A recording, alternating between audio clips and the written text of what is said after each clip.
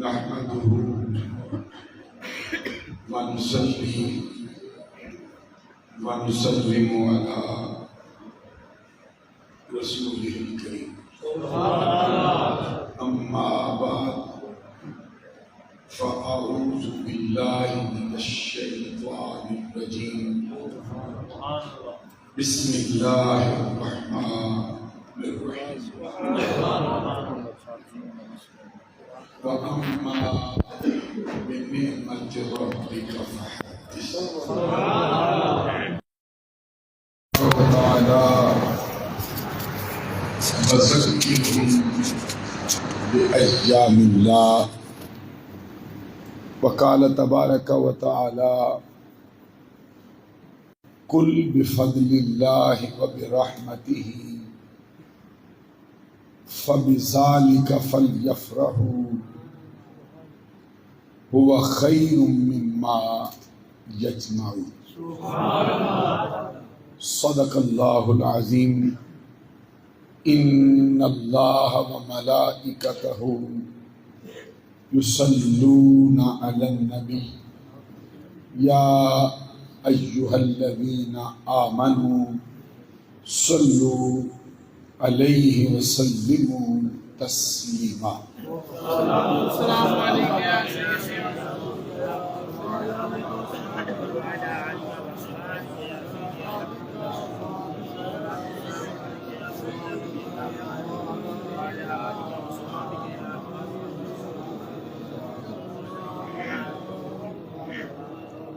الصلاة والسلام عليك يا رسول الله وعلى آلك وأصحابك يا حبيب الله. الله رب محمد صلى عليه وسلم نحن عباد محمد صلى علیہ وسلم صلاۃ و سلاما علیک یا رسول اللہ. معزز و محترم مشائخ و علماء اسلام و معزز و محترم حاضرین و سامعین، یہ مبارک اور مقدس مہینہ ربیع الثانی شریف کا ہے. اس سے پہلے جو مقدس مہینہ گزرا ہے وہ ربیع الاول شریف کا تھا. قریب قریب ہر شخص کو معلوم ہے کہ ربیع الاول شریف کا مبارک اور مقدس مہینہ اتنا عظیم الشان ہے کہ اس میں ہم سب کے پیارے آقا فخر آدم و بنی آدم، نور مجسم، شفیع معظم، خلیفۃ اللہ الاعظم، حبیب کبریاء، احمد مجتبیٰ، محمد مصطفیٰ علیہ تحیت و ثنا کی اس دنیا میں جلوہ گری ہوئی. نبی اکرم صلی اللہ علیہ وسلم کی تشریف آوری کی مناسبت سے پورے عالم اسلام میں اللہ تبارک و تعالیٰ کا شکر ادا کرنے کے لیے اہل اسلام، اہل حق مجالس و محافل کا انعقاد کرتے ہیں. ہمارے عرف میں ان مجالس کو اور ان محافل کو جو نبی اکرم صلی اللہ علیہ وسلم کی یاد سے وابستہ ہوتی ہیں، اہل سنت کے عرف میں عمومی اعتبار سے ان کو محافل میلاد کہا جاتا ہے. آج کی پروقار تقریب بھی اسی سلسلے کی ایک اہم ترین کڑی. آپ ملاحظہ فرماتے ہیں آج کی تقریب کی صدارت فرمانے کے لیے خانوادہ اہل بیت اطہار کے چشم و چراغ فخر السادات فخر القرا حضرت صاحبزادہ پیر سید نظر حسین شاہ صاحب نقشبندی مجددی جماعتی دامت برکاتہم العالیہ والقدسیہ زیب سجادہ آستانہ عالیہ شہنشاہ ولایت تشریف فرما ہیں خود بنفس نفیس، اور ابھی انہوں نے چند لمحات پہلے اپنی خوبصورت آواز میں بارگاہ رسالت میں ہدیہ عقیدت بھی پیش فرمایا۔ علماء اہل سنت کا بھی ایک جمع غفیر تشریف فرما ہے، خاص طور پر خطیب الاسلام فخر السادات حضرت صاحبزادہ پیر سید قلب عباس شاہ صاحب دامت برکاتہم العالیہ والقدسیہ وہ بھی تشریف فرما ہے۔ فخر السادات خطیب الاسلام حضرت صاحبزادہ پیر اعزاز محی الدین شاہ صاحب گیلانی دامت برکاتہم العالیہ والقدسیہ زیب سجادہ آستانہ عالیہ شہباز پور شریف وہ بھی خصوصی طور پہ تشریف فرما ہیں۔ اہل سنت کے ابھرتے ہوئے نوجوان خطیب اور عالم دین محترم المقام حضرت علامہ مولانا محمد حمزہ قادری صاحب دامت برکاتہم العالیہ والقدسیہ وہ بھی تشریف فرما ہیں۔ حضرت علامہ مولانا محمد سماور قادری صاحب وہ بھی آج کی تقریب میں خصوصی طور پر تشریف فرما ہے۔ جو مقامی افراد ہیں جنہوں نے آج کی تقریب کا باقاعدہ طور پہ اہتمام کیا ہے، اس میں مرکزی میلاد کمیٹی صدقے یا رسول اللہ صلی اللہ علیہ وسلم نارووالی شریف، جس کے صدر محترم ہیں کشتہ عشق پیر و مرشد و کشتہ عشق مصطفیٰ محترم المقام جناب حضرت حافظ غلام نبی صاحب دامت برکاتہم العالیہ والقدسیہ، اور سینئر نائب صدر ہیں جناب ڈاکٹر محمد ریاض صاحب، اور محترم المقام جناب ظفر اقبال صاحب، جنرل سیکرٹری ہیں جناب شاہد نسیم صاحب، دیگر افراد میں جناب الحاج احسان اللہ صاحب، جناب حافظ اظہر صاحب، جناب حاجی یاسر رزاق صاحب، جناب زبیر احمد پٹواری صاحب اور عامر نواز صاحب، اور اس مسجد کے امام خطیب حضرت مولانا حافظ احمد رضا صاحب، اور بھی دور و نزدیک سے بہت سے حضرات آج کی تقریب کے لیے تشریف لائے۔ جس طرح کہ عرض کیا جا چکا ہے، آج کی تقریب کا جو موضوع ہے وہ میلاد مصطفیٰ ہے۔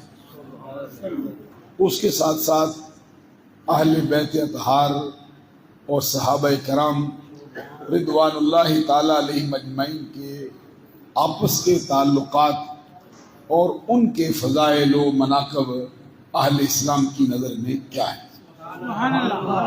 میں نے اپنے مضمون کی وضاحت کے لیے قرآن مجید کے 3 مقامات سے اس کے تھوڑے تھوڑے حصے تلاوت کیے۔ سب سے پہلے میں آپ کی خدمت عالیہ میں ان کا سادہ سا مفہوم پیش کرنا چاہتا ہوں، اس کے بعد پھر موضوع کے متعلق نبی اکرم صلی اللہ علیہ وسلم کی چند احادیث پیش کرنے کا ارادہ رکھتا ہوں۔ اس کے ساتھ ساتھ پھر صحابہ و اہل بیت کے عنوان سے نبی اکرم صلی اللہ علیہ وسلم کی کچھ حدیثیں اور نظریہ اہل سنت آپ کی خدمت عالیہ میں پیش کرنے کا ارادہ رکھتا ہوں۔ امید کرتا ہوں کہ آپ میرے لیے دعا فرمائیں گے کہ اللہ تبارک و تعالی میرے آج کے مضمون کے حوالے سے میری زبان پر کلمۃ الحق جاری فرمائے۔ سب سے پہلی بات جو میں نے کی ہے وہ یہ ہے کہ ہمارے عرف میں ہر اس مجلس کو، ہر اس محفل کو میلاد کی محفل کہا جاتا ہے جس کا عنوان ذکر مصطفیٰ ہوتا ہے۔ ویسے عمومی اعتبار سے میلاد نبی اکرم صلی اللہ علیہ وسلم کی پیدائش مبارک کو کہا جاتا ہے۔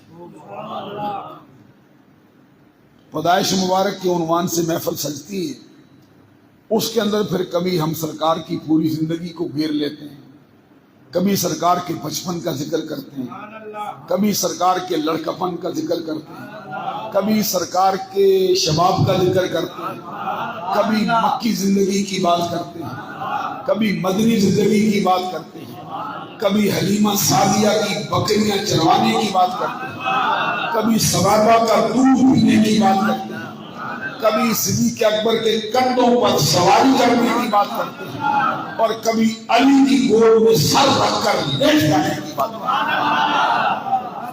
ہیں۔ تو اس کا مطلب یہ ہے کہ یہ محافل ہوتی ہے میلاد کی، لیکن اس کا جو مرکزی نقطہ ہوتا ہے وہ ذکر مصطفیٰ ہوتا ہے۔ تو ذکر مصطفیٰ اہل سنت کے ہاں یہ ایک ایسا مستحب عمل ہے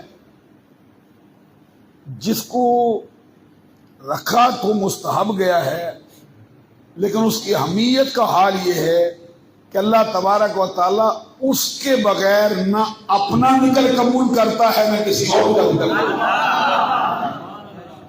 بلکہ بعض روایات میں یہ بھی آیا ہے، حضور نبی اکرم صلی اللہ علیہ وسلم فرماتے ہیں کہ اللہ تعالیٰ نے مجھ سے یہ بات وعدے کے طور پہ فرمائی۔ کیا فرمائی ہے؟ یا محمد قد جعلتک ذکرا من ذکری فمن ذکرک ذکرنی۔ اس کا مطلب یہ ہے، رب فرماتا ہے محبوب میں نے تجھے اپنے ذکروں میں سے ایک ذکر کر لیا۔ ایک مرتبہ پھر سنیے اور سمجھیے میں کیا کہتا ہوں۔ اللہ فرماتا ہے محبوب میں نے تجھے ہی اپنا ذکر کر لیا۔ ایک تو ہے نا کہ میں نے تیرے ذکر کو اپنا ذکر کیا ہے، وہ ایک الگ بات ہے۔ صحیح مطلب اس کا کیا ہے؟ قد جعلتک ذکرا من ذکری، اے محبوب میں نے تجھے اپنے ذکروں میں سے ایک ذکر کر لیا۔ پھر فرمایا فمن ذکرک ذکرنی، اب میں کہتا ہوں جو تیرا ذکر کرے گا وہ حقیقت میں میرا ہی ذکر کر رہا ہے۔ اس لیے ہماری نظر میں میلاد مصطفیٰ کی مجلس جہاں بھی سجتی ہے وہ ظاہری طور پر ذکر مصطفیٰ ہوتا ہے، حقیقی اعتبار سے ذکر خدا ہو رہا ہے۔ جب بھی مجلس میلاد سجتی ہے وہاں نعت نبی بھی ہوتی ہے، حمد خدا بھی ہوتی ہے۔ تو اس کے لیے دلائل کیا ہیں؟ میں نے قرآن مجید کے 3 مقامات سے اس کے تھوڑے تھوڑے حصے تلاوت کیے۔ اللہ فرماتا ہے وَأَمَّا بِنِعْمَتِ رَبِّكَ فَحَدِّثْ۔ اس کا سادہ سا مطلب یہ ہے کہ اے محبوب جب آپ کو آپ کے رب کی نعمت ملے تو آپ اس کا خوب چرچا کریں۔ چرچا کرنے کا مطلب ہوتا ہے کہ عام طور پر لوگوں کو بتا دیں کہ اللہ نے مجھ کو فلاں نعمت دے دی ہے۔ تو ہم کہتے ہیں کہ جب بھی ہم میلاد کی مجلس منعقد کرتے ہیں سرکار کو رب کی نعمت ہی نہیں سمجھتے بلکہ ساری نعمتوں کی جان سمجھ کر اس کا چرچا کرنے کے لیے معلوم ہوا کہ قرآن پاک کی اس آیت کے عین مطابق ہے میلاد کی مجلس کا منعقد کرنا۔ دوسرے مقام سے میں نے سورہ ابراہیم سے ایک آیہ کریمہ کا حصہ پڑھا ہے جس میں اللہ تبارک و تعالیٰ فرماتا ہے وَذَكِّرْهُمْ بِأَيَّامِ اللَّهِ. سبحان اللہ. یہ جو ذکر ہے اس کا مطلب ہے کہ یاد دلاؤ، سبحان اللہ. بھولی ہوئی بات ہے ان کو yاد کرا دو. سبحان اللہ. تو جس کو یہ کہا جا رہا ہے وہ حضرت موسیٰ علیہ السلام ہے. اللہ تعالیٰ موسیٰ علیہ السلام سے کہتا ہے وَذَكِّرْهُمْ. ہم ضمیر کا جو مرجع ہے وہ موسیٰ علیہ السلام کی قوم ہے. اس کا مطلب یہ ہوا کہ اے موسیٰ اپنی قوم کو اللہ کے دن یاد دلا دو. نبی اکرم صلی اللہ علیہ وسلم کا فرمان ہے جو پہلے نبیوں کی شریعتیں ہیں وہ ہماری ہی شریعت ہیں، اور اسی طرح اگر پہلی شریعتوں میں کوئی کام ہوا ہے میری شریعت میں اس پہ نفی وارد ہو جاتی ہے تو تم رک جاؤ گے. اگر نفی وارد نہیں ہوتی ہے تو جیسے پہلی شریعتوں میں جاری ہے تمہاری شریعتوں میں بھی جاری ہے. حضرت موسیٰ علیہ السلام نے اپنی قوم کے لیے 365 دنوں میں سے کچھ ایسے دن بھی مخصوص کر دیے تھے کہ جن میں ان کو اللہ کی اترنے والی نعمت کی عظمت کا حال معلوم ہو جاتا. اس کی ایک مثال یہ آئی ہے کہ نبی اکرم صلی اللہ علیہ وسلم جب مکہ سے ہجرت فرما کر شہر مدینہ میں تشریف لائے، حدیث کے الفاظ ہیں فلما قدم المدینہ فوجد الیہود سیامن یوم عاشورا. سبحان اللہ. یہ جو عربی کی عبارت میں نے پڑھی اس کا مطلب ہے کہ نبی اکرم صلی اللہ علیہ وسلم جب مکہ سے ہجرت فرما کر شہر مدینہ میں آئے ہیں تو آپ نے وہاں کے یہودیوں کو 10 محرم الحرام کا روزہ رکھتے دیکھا ہے. سبحان اللہ. 365 دن تو سارے اللہ ہی کے تھے. ان کی ہر صبح اللہ کی ہے، ان کی ہر شام اللہ کی ہے، ہر دن اللہ کا ہے، ہر رات اللہ کی ہے. لیکن ایک دن مقرر کیا گیا ہے موسیٰ علیہ السلام کی قوم کے لیے کہ وہ 10 محرم الحرام کا روزہ رکھتے آ رہے ہیں. سبحان اللہ. نبی اکرم صلی اللہ علیہ وسلم نے ان سے پوچھا ما ھذا اليوم الذی تصومونہ. اے یہودیوں بتاؤ یہ کون سا دن ہے جس کا تم روزہ رکھتے ہو؟ سبحان اللہ. اس کے جواب میں یہودیوں نے کہا ھذا یوم عظیم. سبحان اللہ. جس دن کے بارے میں آپ پوچھ رہے ہیں یہ کوئی عام دن نہیں ہے، یہ تو بڑی عظمت والا دن ہے، سبحان اللہ. یہ تو بڑا عظیم دن ہے. ہماری نظر میں تو 365 دنوں میں اس جیسا ایک بھی دن نہیں. سبحان اللہ. آگے سے انہوں نے وضاحت کرتے ہوئے کہا اس لیے عظیم ہے کہ انجى اللہ موسیٰ وقومہ وغرق فرعون وقومہ. یہ دن دوسرے دنوں کے مقابلے میں اس لیے عظیم ہوا ہے کہ اللہ نے اس دن حضرت موسیٰ علیہ السلام کو اور موسیٰ علیہ السلام کی قوم کو نجات عطا فرمائی تھی، اور فرعون کو اور فرعون کی حمایتیوں کو، اس کی جماعت کو اللہ نے غرق کر دیا تھا. جب موسیٰ علیہ السلام کو نجات مل گئی، فرعون غرق ہو گیا، اس کی قوم غرق ہو گئی، تو موسیٰ علیہ السلام نے کیا کیا؟ فصامہ موسیٰ شکرن. حضرت موسیٰ علیہ السلام نے شکرانے کا روزہ رکھا تاکہ اس دن کی یاد برقرار رہے، اس دن کی عظمت کا حال زمانے کو معلوم ہو سکے. وَنَحْنُ نَصُومُهُ. وہ دن گیا ہے، آج کا دن آیا ہے، ہم اپنے نبی کی سنت پر عمل کرتے ہوئے 10 محرم الحرام کا روزہ رکھتے چلے آ رہے ہیں. جب انہوں نے یہ کہا تو جواب میں سرکار نے کیا کہا؟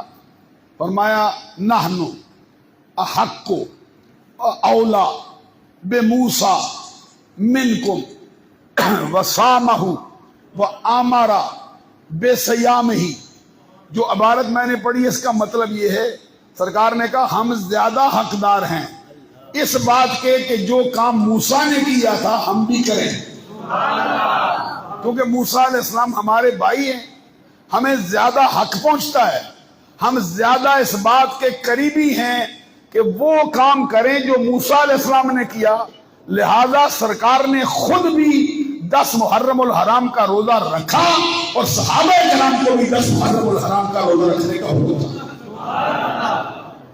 شیخ صاحب تشریف لے آئیں۔ 10 محرم الحرام کا روزہ رکھنا، حضرات ذرا غور فرمائیے، ہمارے ساتھی گجرات شہر سے تشریف لائے ماشاءاللہ شیخ مشتاق قادری صاحب، اپنی پوری ایک جماعت کے ساتھ، علماء کے ساتھ، ان کا شکریہ۔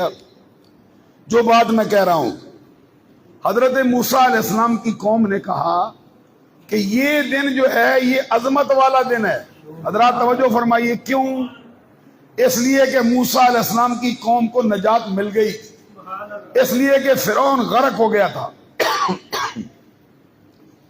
تو نبی اکرم صلی اللہ علیہ وسلم نے ان کی نفی نہیں کی، ان کی اس بات کو برقرار رکھا کہ جو تم کہتے ہو وہ سچ ہے۔ یہ دن 10 محرم الحرام دوسرے دنوں کے مقابلے میں عظیم ہے۔ ہم کہتے ہیں جس دن موسیٰ علیہ السلام کو فرعون سے نجات ملے وہ دن تو عظیم ہوتا ہے جس دن اللہ کی سب سے بڑی نعمت محمد عربی تشریف لائے، وہ دن عظیم کیوں نہیں ہوتا؟ جب اس دن کا برقرار رکھنا، اس کی تعظیم کے لیے روزہ رکھنا، اس کو منعقد کرنا جائز ہے، سرکار بھی کرتے ہیں، موسیٰ بھی کرتے ہیں، تو پھر سرکار کو ماننے والے ہم 12 ربیع الاول کو کیوں نہ منعقد کرتے ہیں؟ معلوم ہوا؟ معلوم ہوا؟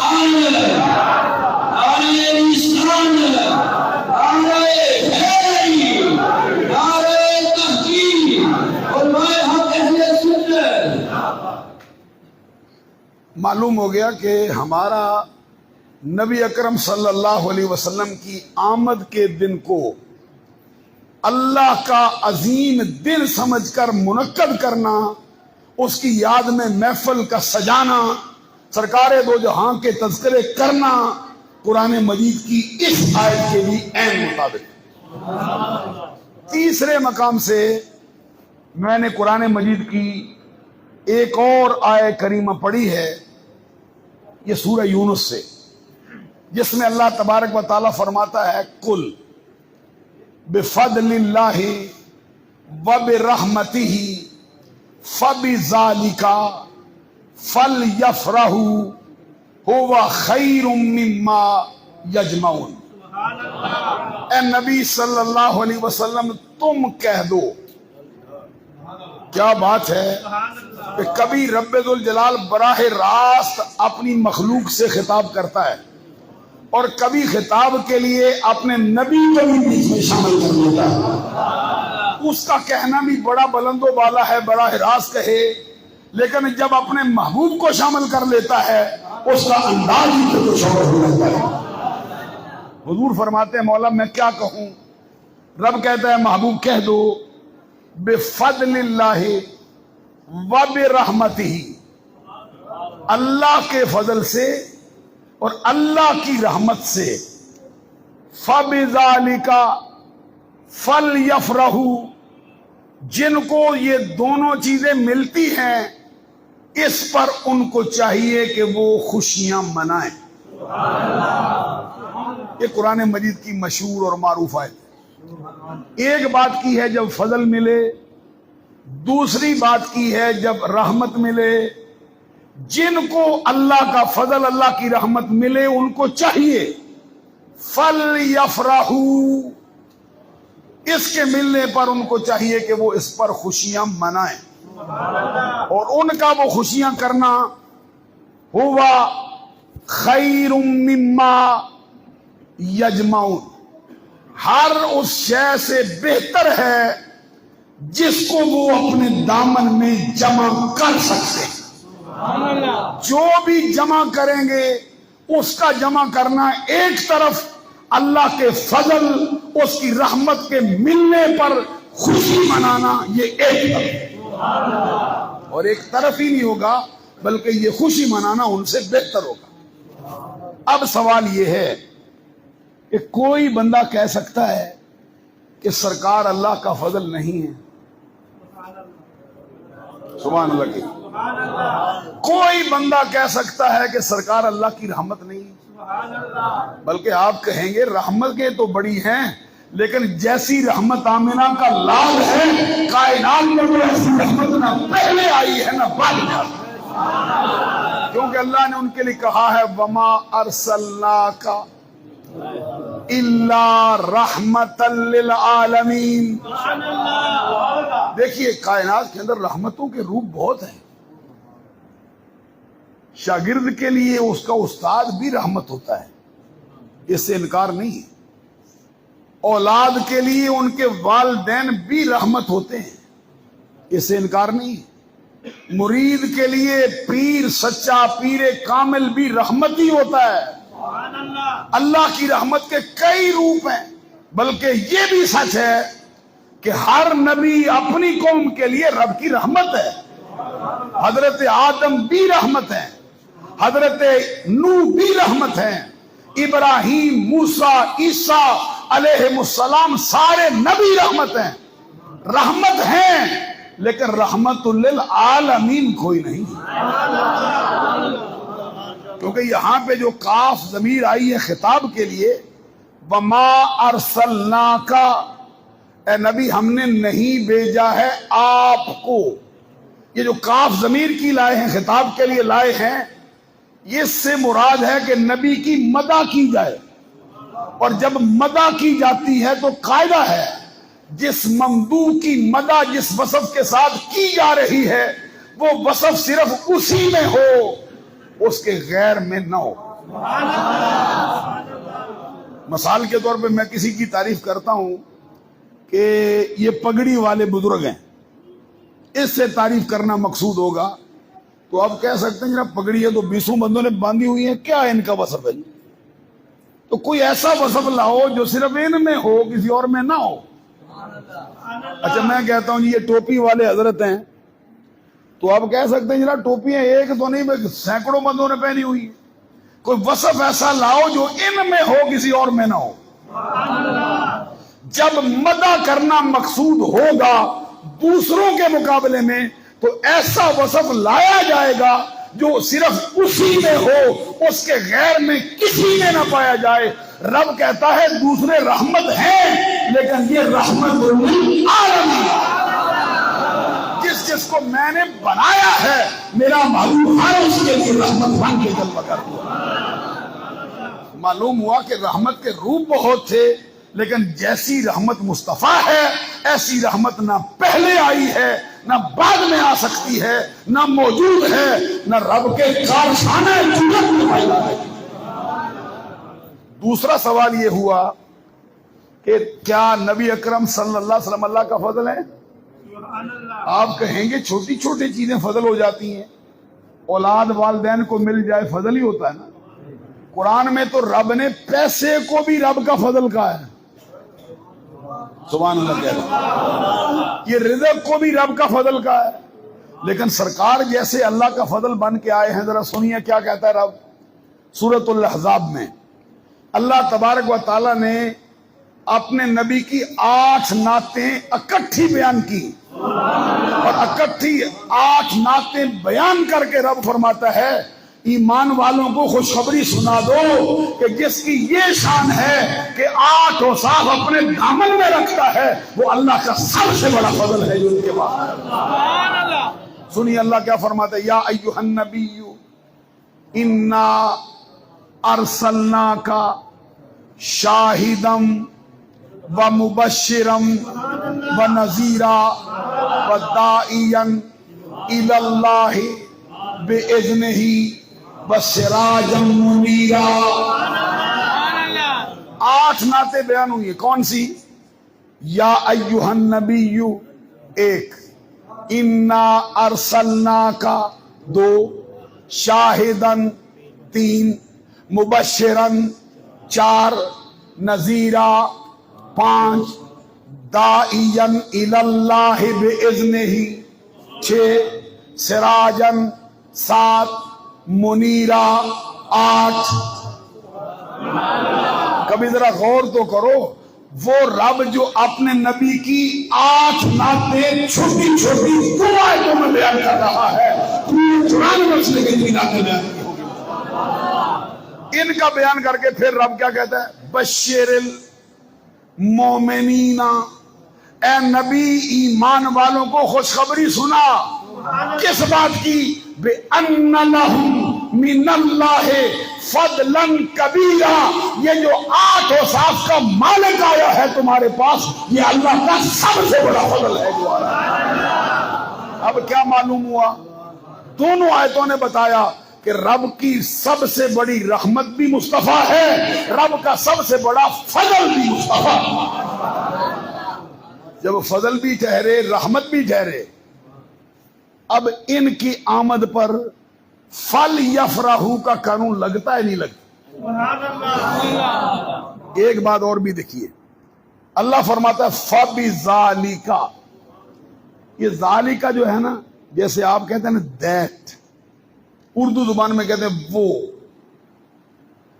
مذکر کے لیے جو اسم اشارہ بعید کے طور پہ آتا ہے وہ ذالکا ہے، قریب کے لیے آتا ہے اسم اشارہ مذکر کے لیے وہ ھذا ہے، مؤنث کے لیے آتا ہے تو ھذہ ہے، مذکر کے لیے اسم اشارہ بعید ہو تو ذالکا ہے، مؤنث کے لیے اسم اشارہ بعید ہو تو تلکا ہے، جمع کے لیے اسم اشارہ بعید اولئکا ہے، اسم اشارہ قریب مذکر مؤنث دونوں کے لیے ہؤلائی ہے. اب جو عربی زبان کے اندر تثنیہ کے لیے الگ قاعدہ استعمال ہوتا ہے، پیچھے کہا اللہ کا فضل، اللہ کی رحمت. اب اگر دو چیزوں کو پیش نظر رکھا جائے تو یہاں پہ جو اسم اشارہ بعید کا لائے ہیں اس کو تثنیہ کے مطابق ہونا چاہیے. کیا ہو سکتا ہے؟ ذالکما، یہ تثنیہ کے لیے آتا ہے، ذالکم جمع کے لیے آتا ہے، جیسے ذالکم اللہ ربکم قرآن پاک میں آیا ہے. اسی طرح تثنیہ کے لیے بھی آتا ہے. اسی طرح ایک اور ہے ذالکا، زانکا، ذالکا، زانکا، تلکا، تانکا، اس طرح کے الفاظ سیغے میں بدلے جاتے ہیں. اب دو کی بات ہو تو یہاں سیغہ بھی دو کے لیے آنا چاہیے. دو کا ذکر کر کے رب نے سیغہ ایک کا استعمال کیا. مطلب یہ تھا کہ کوئی ایسا مقام بھی آئے گا کہ فضل بھی وہی ہوگا، رحمت بھی وہی ہوگی، ایک ہی ہستی ہوگی، اور وہ اللہ کا فضل بھی ہو، اللہ کی رحمت بھی ہو، ایک ہی ہستی میں ہو، سب سے بڑھ کر ہو، وہ آمنہ کے لال کی صورت. معلوم اللہ کا فرمان یہ ہے کہ یہ اللہ کا فضل، یہ اللہ کی رحمت ملتی ہے. اس پر ان کو چاہیے کہ وہ خوشیاں منائیں. اب خوشی منانا کیسا ہے؟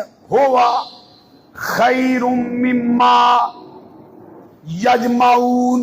سبحان اللہ. قرآن پاک میں اس مقام پہ جو خیر آیا ہے نا، یہ اخیر کے معنوں میں.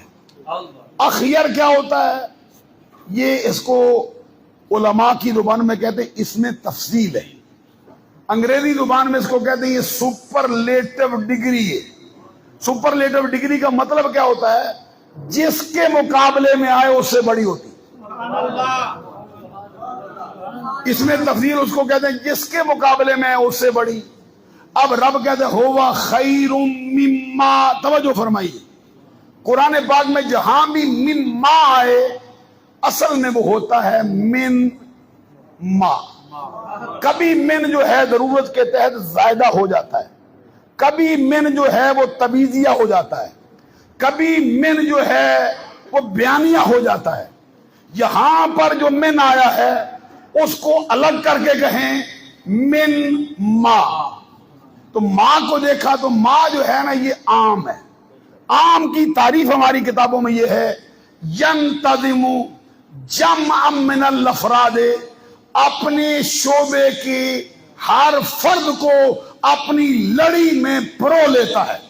کیا مطلب ہے کہ جتنی بھی بلائیاں ہو سکتی ہیں، جن کو تم اکٹھا کر سکتے ہو، وہ ایک طرف ہے، اور رب کے فضل کے ملنے پر، رب کی رحمت کے ملنے پر اس پر خوشی منانا سب بلائیوں سے بہتر ہے۔ ہر شخص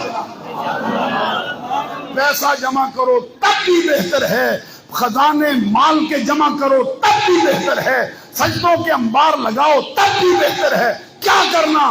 اللہ کے فضل کے ملنے پر، اس کی رحمت کے ملنے پر خوشی منانا۔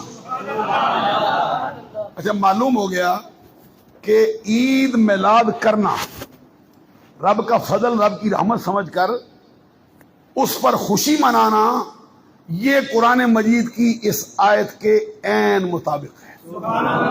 اب اگلی بات ایک اور کہتا ہوں، اللہ قرآن میں فرماتا ہے ما آتاکم الرسول فخذوہ وما نہاکم عنہ فانتہوا۔ اے میرے محبوب کے امتیوں، جو رسول تمہیں دے لے لو، جس سے منع کرے اس سے باز آ جاؤ۔ پھر ایک مرتبہ سنو، جو رسول تمہیں دے وہ لے لو، جس سے منع کرے اس سے رک جاؤ۔ اب ہم یہ کہتے ہیں کہ 1400 سال بیت گئے ہیں، احادیث مصطفیٰ کی جتنی کتابیں لکھی گئی ہیں ان میں سے کوئی ایک حدیث لا کے دکھا دو کہ سرکار نے کہا ہو کہ میرا میلاد نہ کیا جائے۔ شاید میں سمجھا نہیں سکا یا غور میں یہ کہتا ہوں کوئی حدیث صحیح نہ ہو، حدیث حسن نہ ہو، حسن لذات ہی نہ ہو، حسن لغیر ہی نہ ہو، بلکہ ضعیف سے ضعیف درجے کی حدیث کسی بڑی کتاب میں نہ صحیح، کسی چھوٹی سی چھوٹی کتاب میں لکھی دکھا دو کہ سرکار نے فرمایا ہو کہ میرا میلاد نہیں کیا جائے گا۔ اب ہم کہتے ہیں جب تم حدیث نہیں دکھا سکتے، سرکار نے منع نہیں کیا ہے، تو مصطفیٰ منع نہ کرے تو تم کون ہوتے ہو منع کرنے والے؟ بتاؤ۔ وہ مرتبہ جو رب نے مصطفیٰ کو دیا منع کرنے کا، اس کے اہل تم کیوں بننا چاہتے ہو؟ اب میں اس کے ضمن میں ایک بات اور کہنا چاہتا ہوں۔ اب آئیے ذرا سرکار سے پوچھتے ہیں کہ آپ نے بھی کبھی میلاد کا ذکر کیا نہیں کیا؟ ایک حدیث میں آغاز میں پیش کرتا ہوں، کتاب کا نام ہے مشکات المصابی، صفحہ نمبر اس کا ہے 513، راوی کا اس میں گرامی ہے حضرت ارباد بن ساریہ رضی اللہ تعالی عنہ۔ چشم تصور میں منظر لاؤ، آج جب شاہ صاحب ابھی نعت شریف پڑھتے تھے آپ کیسے جھوم رہے تھے؟ کوئی اچھا قاری کلام کرتا ہو بندہ کیسا جھوم جاتا؟ تو یہ تو شاہ صاحب ہیں، ان کا مرتبہ اونچا ہے، کوئی قاری پڑھے اس کا مرتبہ اونچا ہے، لیکن سب کے مرتبے ایک طرف، ہمارے آقا کے مرتبے کے مقابل کس کا ہو سکتا ہے؟ جب سرکار خود پڑھتے ہوں گے اور صحابہ سنتے ہوں گے پھر منظر کیسا ہوتا ہوگا؟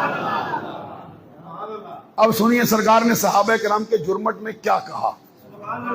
حدیث میں بتا چکا ہوں، والا بتا چکا ہوں، اب حدیث کے الفاظ سنو۔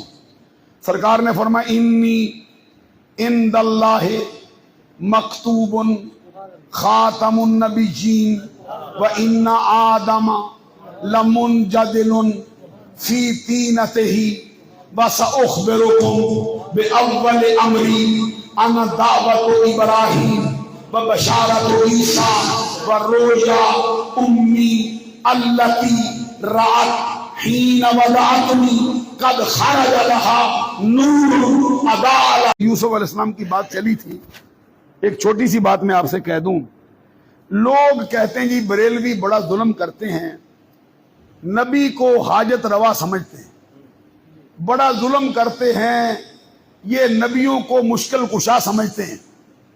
اس کے جواب میں ہم کہتے ہیں ذرا قرآن پڑھو، جو عقیدہ ہم نبیوں کے بارے میں رکھتے ہیں ان میں ایسے نبی بھی آئے ہیں وہی عقیدہ وہ اپنے جسم کے ساتھ لگنے والے کپڑے کے بارے میں رکھتے ہیں۔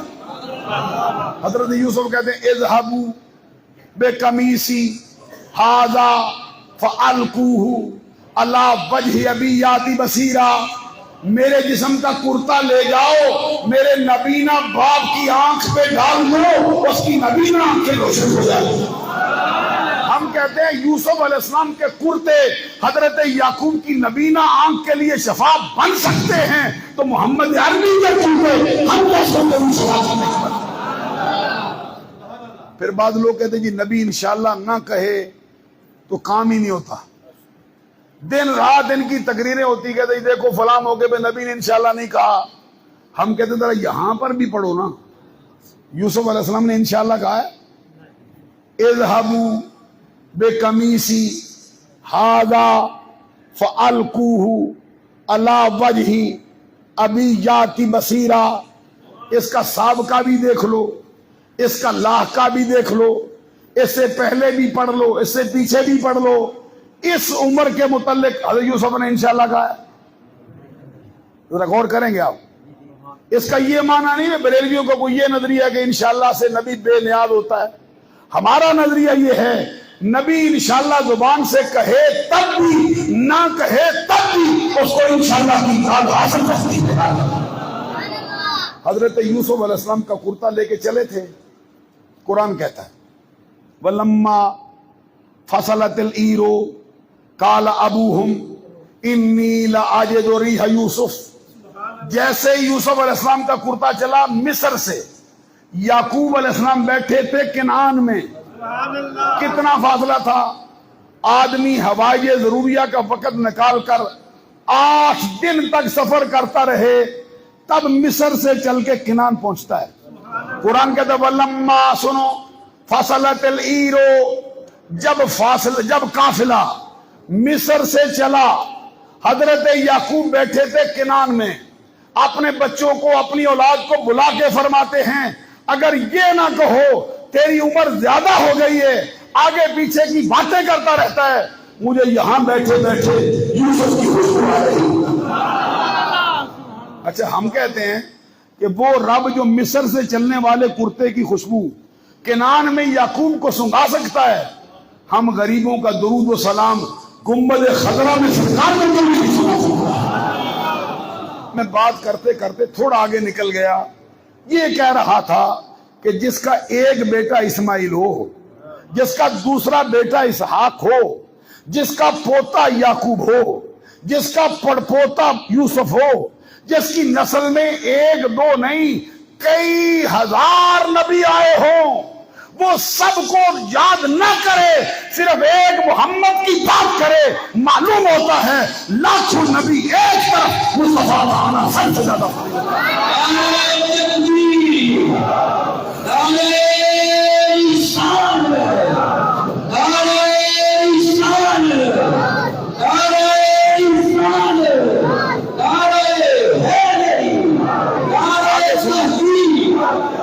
آگے سنو رب کیا کہتا ہے، سرکار دو جہاں کیا فرماتے ہیں؟ فرماتے ہیں بشارت عیسیٰ، میں اپنے بھائی عیسیٰ روح اللہ کلمۃ اللہ کی بشارت ہوں۔ کب دی حضرت عیسیٰ علیہ السلام نے؟ سرکار کی پیدائش سے 570 سال پہلے حضرت عیسیٰ علیہ السلام کا زمانہ ہوا ہے۔ حضرت عیسیٰ علیہ السلام نے اپنی قوم کو اکٹھا کر کے اپنی زندگی کا آخری خطاب کرتے ہوئے فرمایا وَمُبَشِّرًا بِرَسُولٍ يَأْتِي مِن بَعْدِ اسْمُهُ احمد، اے میری قوم کے لوگوں، میری نبوت کی جو ڈیوٹیاں تھیں میں نے ساری کی ساری پوری انجام دی، اب ایک ڈیوٹی تھی، وہ یہ ہے کہ اس نبی کی خوشخبری سناؤں جو میرے بعد آ رہا ہے، جس کا نام نبی احمد رکھا گیا۔ اب ذرا اندازہ لگاؤ، جس کے آنے کی خوشخبری سنانا نبیوں کے نبوت کے فریضے میں شامل کیا گیا ہو، رب نے وہ نبی آپ کو عطا فرما دیا۔ تیسری بات سرکار نے فرمائی وَالرُّؤْيَا امی، میں اپنی ماں کا خواب ہوں۔ سبحان اللہ ایک مرتبہ کہہ دیں۔ اچھا توجہ طلب بات ہے کہ خواب حالت نیند میں دیکھتے ہیں یا جاگتے ہوئے بھی دیکھ لیتے ہیں؟ حالت نیند میں دیکھیں تو سمجھ آتی ہے بھئی خواب ہے، جاگتے ہوئے دیکھیں تو لوگ کہتے ہیں یہ جاگتے ہوئے سپنا دیکھتا ہے، کیسی بات ہے؟ نیند اور ہوتی ہے، جاگنا اور ہوتا ہے سرکار۔ اوروں کی مائیں خواب دیکھے سوتے ہوئے، آپ کی ماں نے کب دیکھا؟ حدیث کے الفاظ سنو، وَالرُّؤْيَا امی التی رأت حین ودعتنی، سرکار کہتے ہیں میری ماں نے یہ خواب اس وقت دیکھا جب میرا میلاد ہوا۔ میری ماں نے یہ خواب اس وقت دیکھا جب میری ماں نے مجھے جنا، جب میری پیدائش ہوئی۔ وہ خواب کیا تھا؟ قد خرج لها نور اضاء لها منه قصور الشام، میری ماں سے ایک نور ظاہر ہوا جیسے شام کے محلات بھی۔ اب آپ دیکھیے حدیث میں میلاد کا تذکرہ بھی مصطفیٰ نے آپ کیا اور اپنی ماں کے رویا کے بارے میں بھی آپ فرمایا ہے کہ میری ماں سے نور ظاہر ہوا تھا جیسے شام کے محلات بھی روشن ہو گئے۔ جس ماں نے خواب دیکھا تو اس سے بھی پوچھو، پیدائش کے وقت کچھ آپ نے بھی دیکھا؟ حضرت آمنہ رضی اللہ تعالی عنہا جو سرکار کی امی جان ہے، وہ فرماتی جب میرے بچے کی پیدائش ہوئی، رأیت النجوم تدنو حتی ظننت انہا ستقع علی، رأیت ثلاثۃ اعلام مضروبات علما بالمشرق وعلما بالمغرب وعلما علی ظہر الکعبہ۔ اس وقت میرا پورا گھر روشنی سے منور ہو گیا تھا اور آسمان کے ستارے میرے گھر کے اتنے قریب آ گئے تھے، مجھے لگتا تھا جیسے میرے اوپر گر پڑیں گے۔ اور کہتی ہے اس وقت 3 جھنڈے بھی آسمانوں سے اتارے گئے، ایک جھنڈا مشرق میں ڈالا گیا، ایک جھنڈا مغرب میں ڈالا گیا، ایک جھنڈا خانہ کعبہ کی چھت پر لگا دیا۔ اس کا مطلب کیا تھا؟ مطلب اس کا یہ تھا کہ یہ جو ہستی آ رہی ہے، مشرق بھی ان کا ہے، مغرب بھی ان کا ہے، ساری کائنات ان کی ہے، صدر مقام خانہ کعبہ کو بنایا گیا۔ ایک حدیث اور سنانا چاہتا ہوں، یہ تو ہے سرکار نے خود کیا۔ جب ہم میلاد کرتے ہیں کہتے ہیں دیکھو جی نبی کے صحابہ نے بھی کیا ہے، آئیے ایک حدیث سنیے، ہمارا دعویٰ ہے کہ صحابہ نے بھی کیا ہے، اور اس میلاد کی مجلس کو یہ مرتبہ ملا ہے، اس میں سرکار بھی تشریف لائے ہیں۔ سبحان اللہ، ذرا جھوم کے اور سنا سکتے۔ یہ کسی عام کتاب سے نہیں سناتا ہوں، صحاح ستہ کی ایک کتاب ہے جس کا نام ہے سنن نسائی، جلد اس کی 2، صفحہ نمبر اس کا 310، لکھنے والا رئیس المحدثین امام ابو عبد الرحمن احمد بن شعیب بن علی بن بحر النسائی الشافعی السنی۔ سنو حدیث میں راوی کتنے؟ لکھنے والے لکھتے ہیں اخبارنا، اس حدیث کے اتفاق سے راوی 5 ہیں۔ سبحان اللہ کہہ دو۔ اور 5 راویوں کے نام سنو، اخبارنا سوار بن عبد اللہ قال وحدثنا مرحوم بن عبد العزیز عن نبی نعامہ وعن نبی عثمان النہدی وعن نبی سعید الخدری قال قال معاویۃ خرج رسول اللہ صلی اللہ علیہ وسلم علی حلقۃ یعنی من اصحابہ قال ما اجلسکم قالوا جلسنا ندعو اللہ ونحمدہ علی ما ہدانا لدینہ ومن علینا بک قال اللہ ما اجلسکم الا ذلک قالوا اللہ ما اجلسنا الا ذلک قال اما انی لم استخلفکم تہمۃ لکم وانما اتانی جبرائیل فاخبرنی ان اللہ عز وجل یباہی بکم الملائکہ۔ بڑی لمبی حدیث آپ نے سماعت فرمائی اور میں دیکھ رہا ہوں آپ کے چہرے چمک گئے اب اس کا ترجمہ بھی سنو. اس کے آخری راوی ہیں صحابی رسول حضرت ابو سعید خدری رضی اللہ تعالی عنہ. وہ فرماتے ہیں مجھے خود تو اس کا پتہ نہیں، جس نے مجھے سنائی ہے اس کا نام ہے حضرت امیر معاویہ رضی اللہ تعالی عنہ. یہ امیر معاویہ رضی اللہ تعالیٰ اس کے آخری راوی. اچھا اب ذرا غور کرو گے، حضرت امیر معاویہ رضی اللہ تعالی عنہ ایسے صحابی ہیں جن کی شاگردی حضرت ابو سعید خدری نے بھی کی ہوئی ہے. اگر استاد میں کوئی اتنا فرق ہو جیسے زمانہ سمجھ رہا ہے معاذ اللہ، تو کوئی صحابی رسول اس سے حدیث سن کے آگے بیان کرتا ہے تو پھر رشتہ بھی ذرا ساتھ ہی سن لو. امیر معاویہ کا رشتہ سرکار سے کیا ہے؟ اہل بیت سے تو ہے ہی، لیکن اگر سرکار سے بھی رشتہ سنو. حضرت امیر معاویہ رضی اللہ تعالیٰ عنہ کی جو ہمشیرہ ہے وہ سرکار کی زوجہ ہے.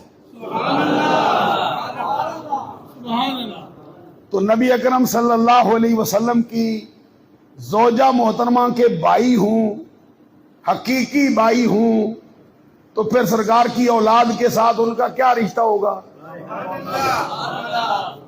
جم کے ذرا سبحان اللہ. ایک بات میں یہاں پہ کہنا چاہتا ہوں ذرا روک کے. ایک شعر ہمارے ہاں پڑھتے ہیں اور وہ شعر اہل سنت کے ہر حلقے میں صحیح مانا جاتا ہے. وہ کیا ہے کہ یک زمانہ صحبت با اولیاء، اللہ کے ولی کی صحبت میں ایک لمحہ بیٹھ جانا بہتر از 100 سالہ طاعت بیریا. 100 سال کی بے ریا عبادت، یعنی اس ایسی عبادت جو خالص اللہ کے لیے کی گئی ہو، جس کے اندر مخلوق کا، ریاکاری کا، دکھلاوے کا کوئی شیبہ نہ ہو. 100 سال کی عبادت ایک طرف اور اللہ کے سچے ولی کی صحبت میں ایک لمحہ بیٹھنا اس سے بھی زیادہ کا ثواب رکھتا ہے. اچھا ذرا مجھے بتاؤ، ولی کی صحبت میں بیٹھے تو یہ ثواب ہے، تو نبی کی صحبت میں بیٹھے نہیں. ابھی چہرہ میں خوبصورت نہیں دیکھ رہا، چہرے پہ مسکراہٹ آئے تاکہ بات سمجھا. ولی کی صحبت میں بیٹھے، ابھی اندر بیٹھے حافظ صاحب غلام نبی صاحب بات کرتے تھے، حضرت شاہ صاحب بات کرتے تھے کہ فلاں بندہ حضور شہنشاہ ولایت کی خدمت میں بیٹھا، فلاں بندہ سائیں رحمت صاحب کی صحبت میں بیٹھا، فلاں ہستی حضور محدث علی پوری سید جماعت علی شاہ کی صحبت میں بیٹھے.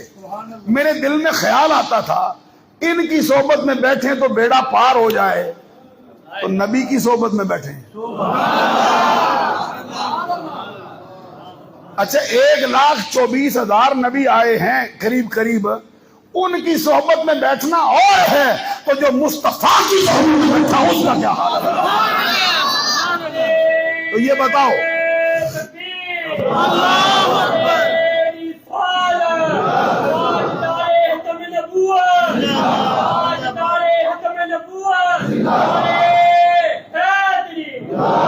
اچھا اب ذرا یہ بھی بتا دو کہ امیر معاویہ کس کی صحبت میں بیٹھا ہے جی؟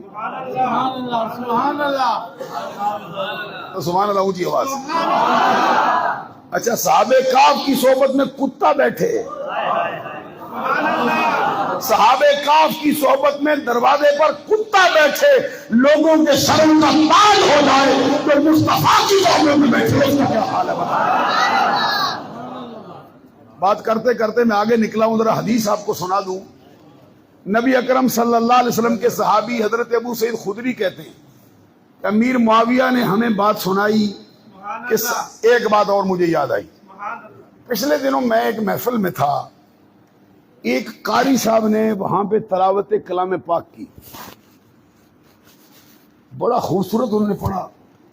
بعد میں وہ اندر کمرے میں ہمارے ساتھ بیٹھے، میں نے کہا تھوڑا سا ذرا مجھے اور سناؤ، کیونکہ یقین جانے ان کی آواز نے دل مو لیا. بہت خوبصورت پڑھ رہے تھے. جب انہوں نے اندر کہتے کیا سناؤں, میں نے کہا سورۃ فاتحہ سنا دو. سورۃ فاتحہ تو ہر بچے کو معلوم آتی ہے. مجھے کہتے ہیں اچھا مجھے یہ بتاؤ کہ میں کس طرح سناؤں. کس طرح سے مراد ہوتی ہے کہ ترتیل سناؤں, کہ تدویر سناؤں, کہ حدر سناؤں. میں نے کہا آپ مہربانی کر کے جو آپ کو پسند ہے نا, ترتیل نہ سنائیں کیونکہ وقت ذرا زیادہ لگے گا. حدر سنا دو تو سب سے اچھا ہے, تدویر سناؤ تو یہ بھی اچھا ہے. انہوں نے جب حدر میں پڑھنا شروع کیا یا تدویر میں پڑھنا شروع کیا, سورۃ فاتحہ میں ان کی بہت سی کوتاہیاں تھیں. صحیح طرح سے وہ قواعد سے, جو تجوید کے قرات کے اصول تھے, اظہار کے, خوا کے, بد کے, ادغام کے, غننے کے, ان کو بالکل آتے ہی نہیں تھے, لیکن تلاوت صحیح کرتے تھے. میں نے اسے کہا یہ کیا بات ہے, ادھر بیٹھ کے تم سے غلطی ہو جاتی ہے, ادھر تلاوت کرتے ہو صحیح کرتے ہو. کہتا ہے حضور سچی بات یہ ہے مجھے میرے پیر کی دعا ہے. سبحان اللہ, خوشی سے کون ہے یہ کوئی بات اس نے غلط نہیں کی. میں نے اسے پوچھا کون سا پیر ہے, اس نے پیر کا نام بھی بتایا. میں نے کہا کیا بات ہے, پیر کی دعا تمہیں تو تار جاتی ہے, پیر کی دعا تو تیرے جیسے ان پڑھ بندے کو اتنا اچھا قاری بنا جاتی ہے. جس کو مصطفیٰ دعا دے جائے ان کا کیا منظر ہے بتا. پیروں کی دعا پہ تو راضی بیٹھا ہے, مصطفیٰ کی دعا پہ تو رد کرنے بیٹھ گیا. یہ امیر معاویہ کے حق میں دعائیں بھی مصطفیٰ نے کی ہیں, شہادت میں بھی مصطفیٰ کی بیٹھا ہوا ہے. اور حضرت امیر معاویہ خود اپنا ایک واقعہ بھی بیان کرتے ہیں. کہتے ہیں میں زیادہ لمبا ان پہ مضمون نہیں سنانا, صرف آپ کو سمجھاتا ہوں. پھر ایک بات اور بھی سنو, چونکہ یہ مضمون تھا. ہمارے محترم المقام بھائی ہیں جناب ناصر صاحب, سرزمین نیو یارک سے, ہمارے بڑے پیارے بڑے قریبی ساتھی. انہوں نے مجھے وہاں سے حکم فرمایا کہ نارووالی کے لیے ہر صورت میں ٹائم رکھیں. پچھلی مرتبہ بھی انہوں نے حکم دیا کہ نارووالی میں ٹائم ضرور رکھیں. بھائی ظفر صاحب مجھے فرما رہے تھے کہ ان کو بھی ہم نے کہا. میں نے کہا میں کوئی انکار تو نہیں کیا, کہتے نمبر نہیں مل رہا تھا تیرا. انہوں نے بھی مجھے بتایا کہ ذرا صحابہ کرام کا, اہل بیت کا تذکرہ بڑا ضروری ہے. جو بات میں کہنا چاہتا ہوں حضرات, صحابہ کرام کے بارے میں, اہل بیت کے بارے میں اس دور کے اندر مختلف نظریات لوگوں کے ہوئے. صحیح نظریہ اہل سنت کا میں آپ کو سنانا چاہتا ہوں. ایک بات میں آپ کو ذرا اہل بیت کا ذکر پہلے کر دوں. ہمارے ایک امام ہوئے ہیں, امام ربانی مجدد الفسانی, شیخ احمد فاروقی سرہندی. یہ سارے نقش بندیوں کے امام ہیں. جم کے ذرا سبحان اللہ. وہ اپنے ایک مکتوب شریف کے اندر لکھتے ہیں, توجہ سے سنو. کہتے ہیں عدم محبت اہل بیت خروج است. علماء جو کہ آج کے مجمع میں دیکھ رہے ہیں آپ, کتنے مولوی بیٹھے, کتنے طالب علم ساتھی, وہ اور ہی زیادہ سمجھیں گے. لکھتے ہیں عدم محبت اہل بیت خروج است. کیا مطلب اس کا؟ کہتے ہیں وہ سینہ جس میں اہل بیت کی محبت نہ ہو. بغض کی بات نہیں کرتے, کہتے بغض تو بہت ہی بری بات ہے, صرف ان کا سینہ اہل بیت کی محبت سے خالی ہو تو یہ ان کے خارجی ہونے کی علامت. دوسرے مقام پر وہ فرماتے ہیں, کہتے ہیں محبت اہل بیت سرمایہ اہل سنت. کہتے ہیں اہل سنت کے پاس جو سرمایہ ہے آخرت کے لیے وہ اہل بیت کی محبت ہی تو ہے. تیسرے مقام پہ فرماتے ہیں محبت اہل بیت علامت اہل سنت. اس کا کیا مطلب ہے؟ کہتے ہیں اہل بیت کی, اہل سنت کے لیے سچا سنی ہونے کی ایک علامت ہے. وہ علامت یہ ہے کہ یہ اہل بیت سے پیار کرتے ہیں. اچھا ذرا اعلیٰ حضرت سے بھی پوچھ لو. اعلیٰ حضرت سے پہلے ایک چشتی سلسلے کے بزرگ ہوئے, ان کی بھی بات سناتا ہوں. وہ اپنے ایک شعر کے اندر فرماتے ہیں, یہ بھی 400 برس پہلے ہوں, مجھے الفسانی کے زمانے کے بندے. وہ کہتے حب اولاد نبی حب نبی است ہر کے رائی خوب نباشد اجنبی است. کہتے ہیں نبی کی اولاد کی سچی محبت یہ نبی ہی کی محبت ہے. جو نبی کی اولاد کی محبت اس کو نصیب نہ ہوئی ہو، کہتے ہیں وہ کسی اور جماعت کا بندہ ہو سکتا ہے، سچا سنی کہلانے کے لائق نہیں ہوتا. اور اعلیٰ حضرت نے تو قلم ہی توڑ کے رکھ دیا. کیا فرماتے ہیں؟ تیری نسل پاک میں ہے. یہ کسی رافضی کا شعر ہے یا سچے سنی کا شعر ہے؟ تو سنیوں کے امام کا شعر ہے. ہمیں یہ بتا دو، چلو جی ہمارے امام نے کہہ ہی دیا تھا جی کسی وقت موج میں آ کے، تو کوئی ایک سنی ہم کو دکھا دو جب یہ شعر پڑھا جائے اس پر بم گرتا ہو، اس کا چہرہ سیاہ ہوتا ہو. بلکہ میں دعوے سے کہتا ہوں بڑی بجی محفل میں یہ شعر پڑھ دو، اللہ کی طرف سے محفوظ کر دیا. اعلیٰ حضرت کہتے تیری نسل پاک میں ہے بچہ بچہ نور کا، تو ہے عین نور تیرا سچرانا نور کا. دوسرے مقام پہ اعلیٰ حضرت کہتے ہیں کیا بات رضا اس چمنستان کرم کی. یہ مصرے کسی اور خاندان کو بھی نصیب ہوئے تو ہمیں بتا دو، یہ کسی اور کے لیے کہے گئے ہوں. اعلیٰ حضرت نے صرف انہی کے لیے کہا. کیا کہا؟ کیا بات رضا اس چمنستان کرم کی، زہرا ہے کلیم اس میں حسین اور حسن کو. ایک بات اور میں آپ سے کہوں، اکثر میں اس کو بھی پڑھتا رہتا ہوں. ہمارے جس شاعر کو بھی دیکھو، عالم بھی ہو پڑھا بھی ہو، جب بھی نعت نبی لکھے گا بیچ میں صحابہ کو بھی رکھے گا، اہل بیت کو بھی رکھے گا. عالم اسلام کی ایک مقتدر شخصیت ہے نا سعدی شرازی، سنا ہے نا نام، جن کا وہ مشہور شعر ہے بالغ الللا بکمالہ. اب اگر محفل گونجتی رہے گی تو ذکر جاری رہے گا. سعدی شرازی نے سرکار کی نعتیں لکھی، کمال کر دی. اس کا قلم جب اٹھتا تھا نا، یہ امیر خسرو ایک بہت بڑا شاعر ہوا. اہل علم کو معلوم ہے کہ امیر خسرو کتنا بڑا آدمی ہے. شعر لکھنے میں وہ اپنا ثانی نہیں رکھتا. ایک دن وہ روتا روتا چہرے پہ ہوائیاں اڑی تھی، اپنے پیر کی خدمت میں حاضر ہوا. ان کے پیر کون ہیں؟ حضرت خواجہ نظام الدین محبوب الہی. شاہ صاحب ذرا کہتے ہیں ذرا جاگے ہیں. روتے روتے امیر خسرو اتنا بڑا شاعر ہے کہ مرزا غالب کسی کو اپنا مقابل سمجھتے نہیں، لیکن جب امیر خسرو کی بات آئے نا تو مرزا غالب بھی کہتا ہے، کہتے ہیں کیوں کر میرے کلام میں غالب مزہ نہ ہو، کیوں کر میرے کلام میں غالب مزہ نہ ہو، پیتا ہوں دو کے خسرو شیریں سخن کے پاؤں. غالب کو کبھی پڑھ کے دیکھو، بڑے بڑے شاعروں کو خاطر میں نہیں لاتا، دیکھتا ہی نہیں کون ہے کیا لکھ رہا ہے، اپنی الگ ہی طرف دیا. امیر خسرو کی بات آئے، کہتے ہیں میرے کلام میں شیرینی تب آئی ہے جب میں نے امیر خسرو کے پاؤں دھو کے دیے ہوئے. تو وہ امیر خسرو روتے روتے سرکار کی اپنے پیر کی بارگاہ میں آئے. خواجہ نظام الدین محبوب الہی ان کے پیر تھے، لیکن محبت سے اپنے مرید سے بڑی سخت کرتے تھے، بہت پیار تھا. اس نے کیوں روتا ہے، کیا ہوا تجھ کو؟ کہتے ہیں حضور بات ہی رونے کی ہے.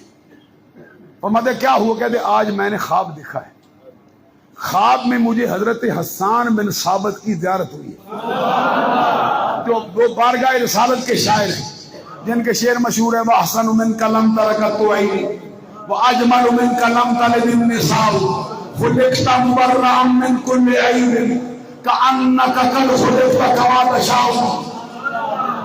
یہ حسان بن ثابت کے شعر ہے جس میں کہتے ہیں حجوت محمدًا فَأَجَبْتُ عَنْهُ وَإِنَّ اللَّهِ فِي ذَاكَ الْجَزَاءُ حجوت محمدًا بَرًّا حَنِيفًا رسول اللہ شیمتہ الوفاء فإن أبي ووالده وإرضي لإرض محمد منكم لقاء. جس کے لیے سرکار دعائیں کرتے تھے اللہم ایدہ بروح القدس، مولا جبریل کو بھیج میرے حسان کی مدد کرے اس کا کلام لکھنے. حضرت امیر خسرو کہتے ہیں مجھے سرکار حسان بن ثابت کی زیارت ہوئی. حضرت نظام الدین محبوب الہی کا چہرہ بھی چمک گیا. کہتے ہیں مبارک ہو، حسان بن ثابت کی زیارت سے بڑھ کر پھر کیا جاتا ہے؟ کہتے ہیں حضرت ایک بات ہو گئی. کہتے کیا؟ کہتے میں نے حسان بن ثابت سے کہا کہ سرکار کی بارگاہ سے جو تجھے حصہ ملا مجھے بھی دے، تاکہ میں بھی سرکار کی شان میں شعر لکھوں.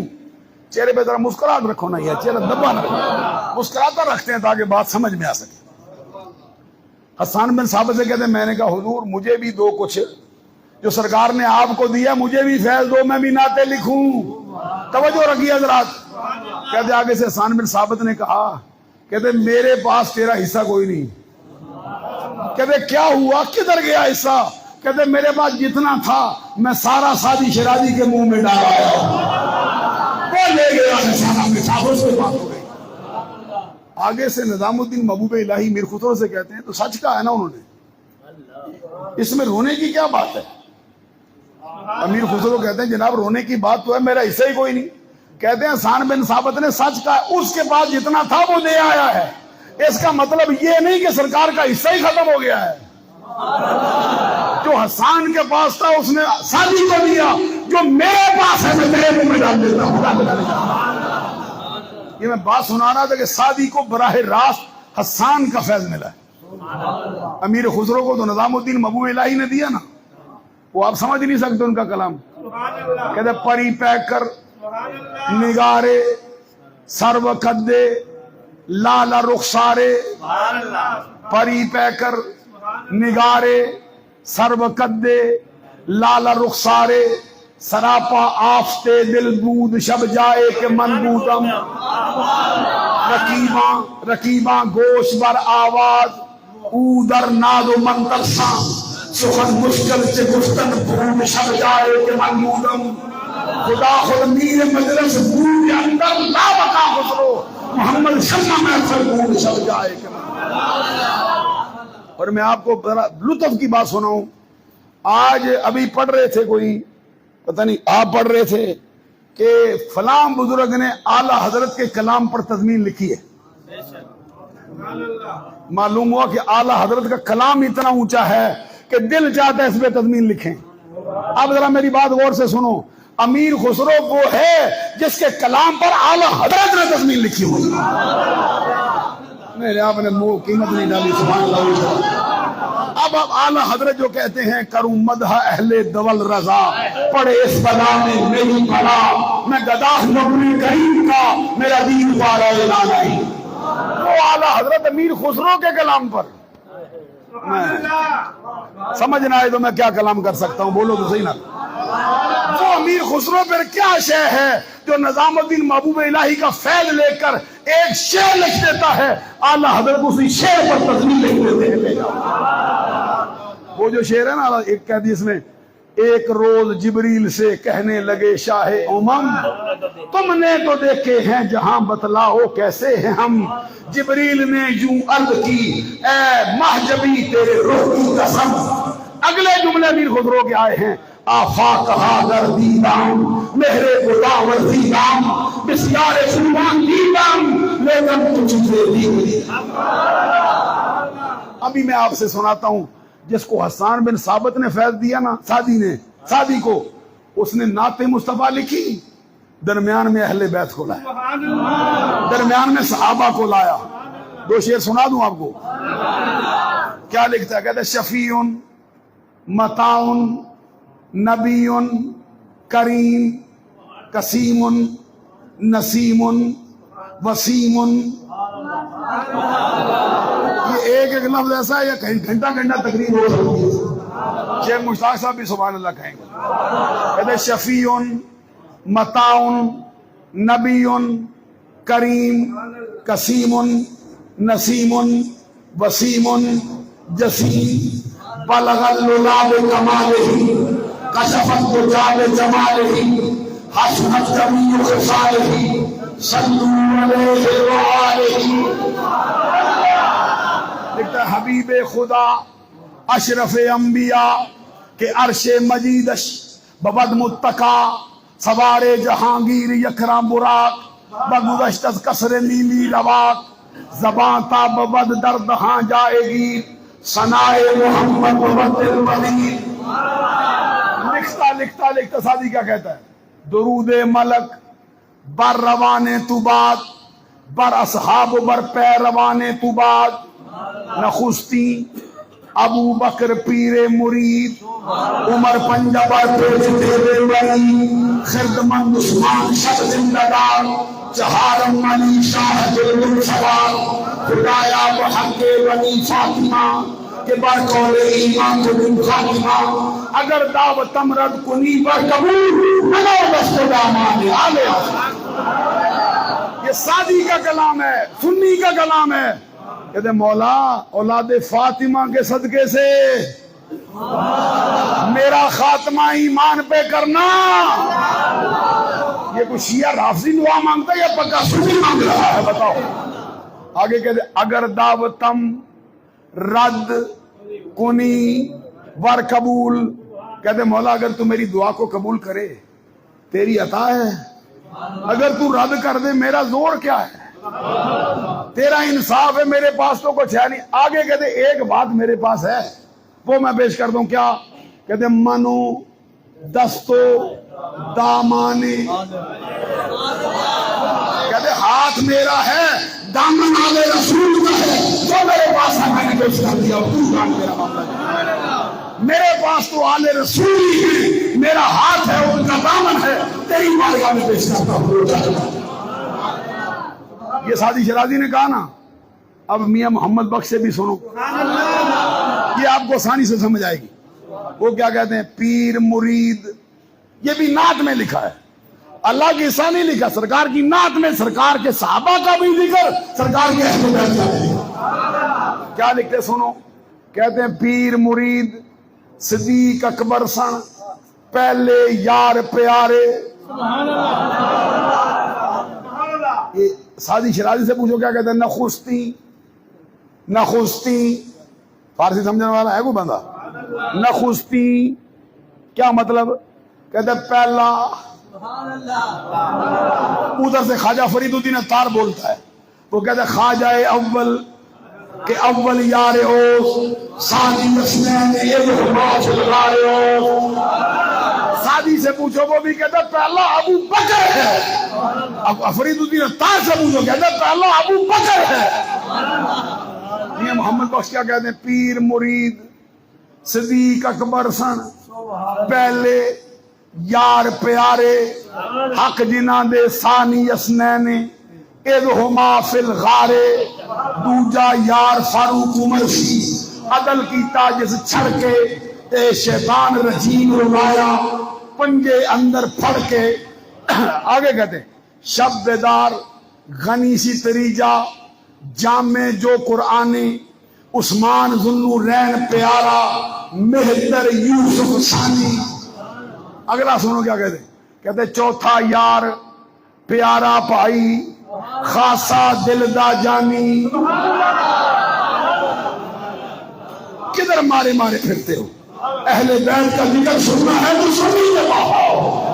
اہل بیت کا عظمت پوچھنی ہے تو سنی. تو کیا کہتے میاں محمد بخش کہتے چوتھا یار پیارا بھائی خاصا دل دا جانی دل دل دا سوار علی ہے حیدر شیر رکھانی.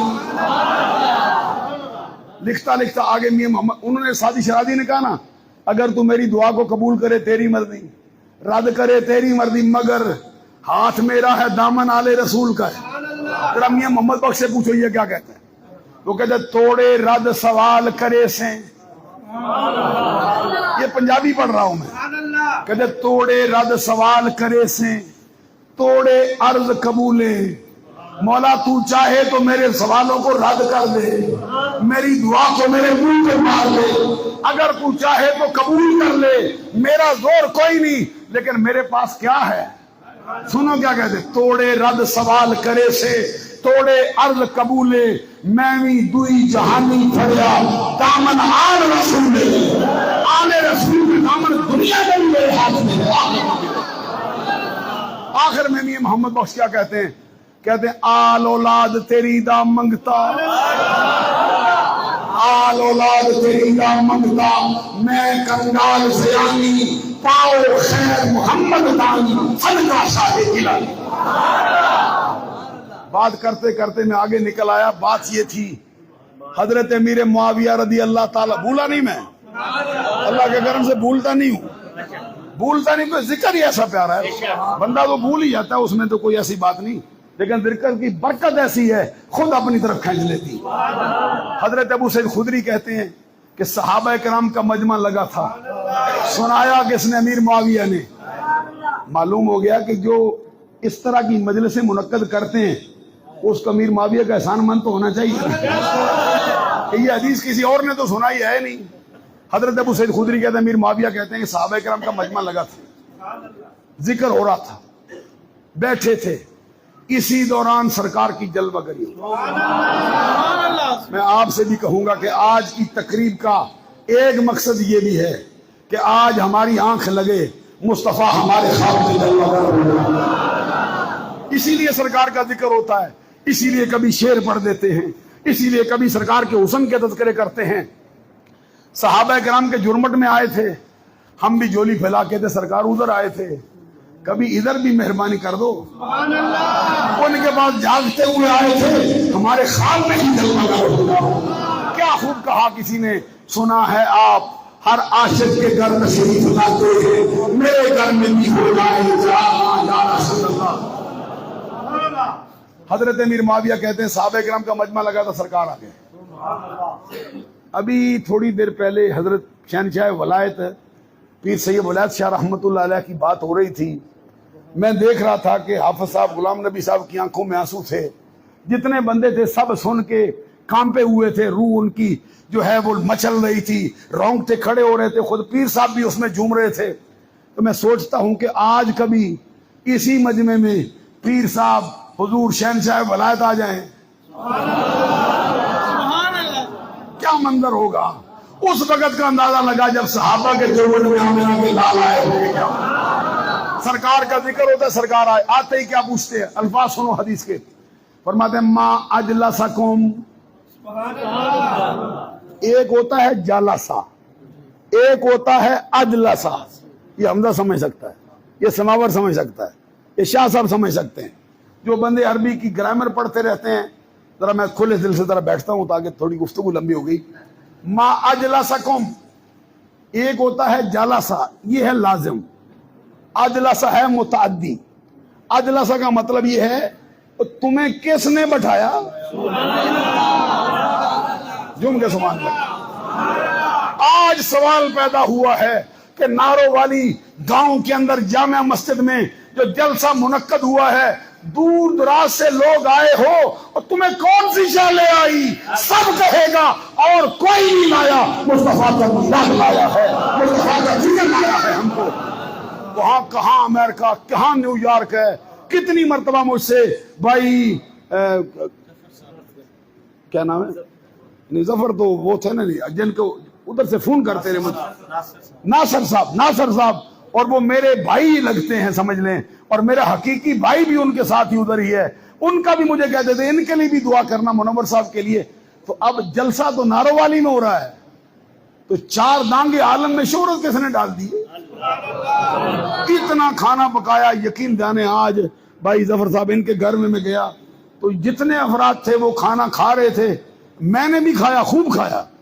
تو مجھے میں بابا ساتھی ہمارے چھوڑ کے چلے گئے, میں نے کہا ایسا کھانا ملے تو یہ ہمارے گلے کبھی نہ بیٹھے. ہم بھی تو پیٹ بھر کے کبھی شیر ہو کے کھا لیں, کیونکہ کھانا ملتا ہی نہیں, سفر ہوتا ہے ہر روز, جہاں جگہ جگہ اتنا اہتمام کیا. بیٹھے ہی تھے, ابھی سید قلب بادشاہ صاحب 7-8 آدمی لے کے آئے. میں نے کہا ان کے لیے بھی کھانا ہو, کہتے ہیں ان کے لیے بھی ہو جاتا ہے. ابھی بار دروازے پہ آئے تو سعید صاحب ہمارے بھائی, ان کے ساتھ اپنے کیا نام ہے آپ کا, ارشاد صاحب کے ساتھ آ گئے. میں نے کہا ان کے لیے بھی کھانا ہونا چاہیے. دیکھو میری بھی ان کے ساتھ کیسی فراخ دلی چلتی ہے. تو میں انہوں نے کہا ان کو بھی رکھو ادھر. ہم جلسے میں آ گئے, وہ ادھر بیٹھے. اب دیکھیے غور کرو کس نے اتنا اہتمام کروایا. سرکار صحابہ کرام سے یہ نہیں پوچھتے کیوں بیٹھے ہو, فرماتے تمہیں کس نے بٹھایا. حضرات تھکنے کی کوشش نہ کرنا, آپ کا دل راضی ہو جائے گا. فرمایا ما اجلسکم, تمہیں کس نے بٹھایا. اب سنو صحابی جواب میں کہتے ہیں ندعو اللہ ونحمدہ علی ما ہدانا لدینہ ومنا علینا سرکار ہم کو صرف دو چیزوں نے بٹھایا. پہلی چیز یہ ہے اللہ نے ہمارا سینہ اسلام کی شمع سے روشن کر دیا, ہم اس پر مجبور ہو گئے. اللہ کا شکر ادا کرے, اس کی بارگاہ میں دعائیں مانگیں, اس کی تسبیح پڑھیں, اس کے لیے حمد کے جملے بولیں. دوسری وہ بات ہے جس نے ہم کو مجبور کیا, کیا ہے؟ کہتے ہیں منا علینا بے کا, رب نے آپ کو بھیج کر ہم پر جو احسان کیا ہے اس کا شکریہ نے بتا دیا ہے, یعنی تیرا میلاد کرنے نے بتایا ہے ہم کو. اللہ ذالک, تمہیں صرف اسی کام نے بٹھایا. اچھا ذرا چھوٹی سی ایک بات ہے, میں آپ سے ذرا عرض کرتا ہوں, ذرا چہرے پہ ذرا خوشی رکھو, کیونکہ یہ موت کی محفل نہیں ہے, یہ مصطفیٰ کی آمد میں خوشی کو سجنے والی ہے. خوشی سے چہرہ رہے گا میں بھی تقریر کر سکوں گا, وگرنہ میں بہت جلدی چھوڑ جاؤں گا, ذکر بہت لمبا ہے. حضرات ذرا غور سے سنیے. صحابی کہتے ہیں سرکار کہتے ہیں قسم اٹھاؤ, صرف اسی نے بٹھایا. کہتے اللہ ما اجہد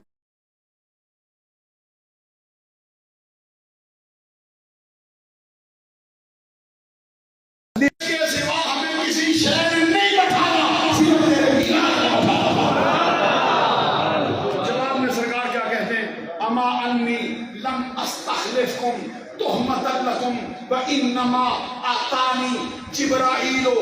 یہ کہانی نہیں سناتا, یہ قصے کی کتاب میں نہیں آیا ہے, مصطفیٰ کی حدیث میں آیا ہے, صحیح ستہ میں موجود ہے, سنن نسائی میں موجود ہے, جلدوں میں موجود ہے, صفحہ نمبر 310. سرکار کہتے ہیں میں نے تم سے قسم اٹھوائی, تمہیں جھوٹا نہیں جانا. سرکار پھر قسم کیوں اٹھوائی؟ فرمایا ایک خاص بات بتانا چاہتا ہوں.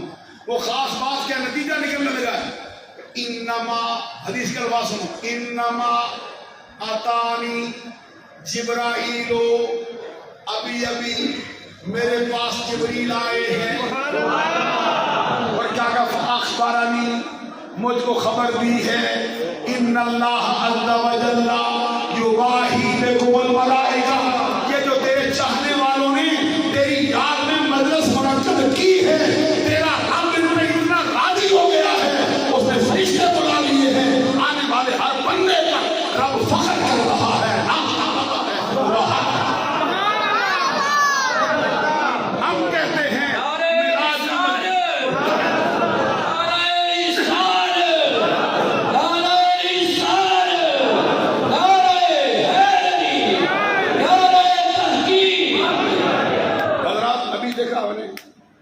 نعرہ عالم دین نے لگایا. سبحان اللہ.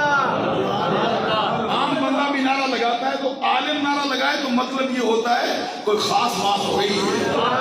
خاص بات یہ ہوئی ہے کہ میلاد کی مجلس پر سرکار نے خوشخبری سنائی تھی کہ جبریل مجھے آ کر بتا گئے ہیں کہ میلاد منانے والے جو یہاں بیٹھے ہیں ان پہ رب اتنا راضی ہے, اس نے فرشتے بلا کے فرمایا ہے آؤ دیکھو میرے مصطفیٰ کے چاہنے والے کیسے سجا گئے.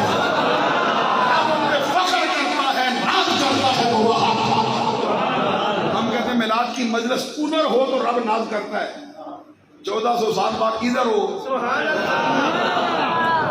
اللہ. اچھا ابھی ایک غالب کا شعر ہے, وہ کہتا ہے فرق تمام ہوا اور مدہ باقی ہے. سبحان اللہ. فرق تمام ہوا مدہ باقی. سفینہ چاہیے اس بحرے بے قرار کے لیے. ایک محمد انصر قادری نہیں, کروڑوں ہونے چاہیے, ایک رات نہیں لاکھوں راتیں ہونی چاہیے, پھر ذکر مصطفیٰ مکمل نہیں ہوتا. لیکن ایک بات تھوڑی سی صحابہ اور اہل بیت کے ذکر پر تھوڑی سی بات سنو. ایک حدیث مجھے یاد آتی ہے, یہ حدیث ہے جامع ترمذی میں, جلد اس کی 2 میں, اور جو حضرت علی شیر خدا کے مناقب کا باب ہے. کس کے مناقب کے باب میں آئی؟ صدیق اکبر کے مناقب کے باب میں یہ ابو عیسیٰ نے نہیں لکھی, حضرت عمر کے مناقب کے باب میں بھی نہیں لکھی, حضرت عثمان کے مناقب کے باب میں بھی نہیں لکھی. اگر جامع ترمذی ادھر موجود ہو تو ابھی دیکھو, وگرنہ کسی بھی کتاب لائبریری سے نکال کے دیکھو, یہ تو پہلے صدیق اکبر کے مناقب کا باب باندھتے ہیں، پھر فاروق اعظم کا باندھتے ہیں، پھر عثمان غنی کا باندھتے ہیں، پھر حیدر کرار کا باندھتے ہیں۔ پہلے تینوں بابوں میں نہیں آئی، چوتھا باب جو علی کے مناقب کا ہے اس میں آئی۔ سبحان اللہ، اور اس کا راوی کون ہے؟ سبحان اللہ، سور اس کا راوی کون ہے؟ سبحان اللہ، حسن و حسین کا بابا، فاطمہ کے سر کا تاج، تاجدار ہر عطا، مراد کل کفا، سخاوت کا سمندر، شجاعت کا غضنفر، باب مدینہ تو علم، امت کا استاد، امت کے نبی کا داماد، ہم راز مصطفیٰ، تمثال مصطفیٰ، مولا علی مشکل کشا۔ سبحان اللہ، علی شیر خدا اس کے راوی ہیں۔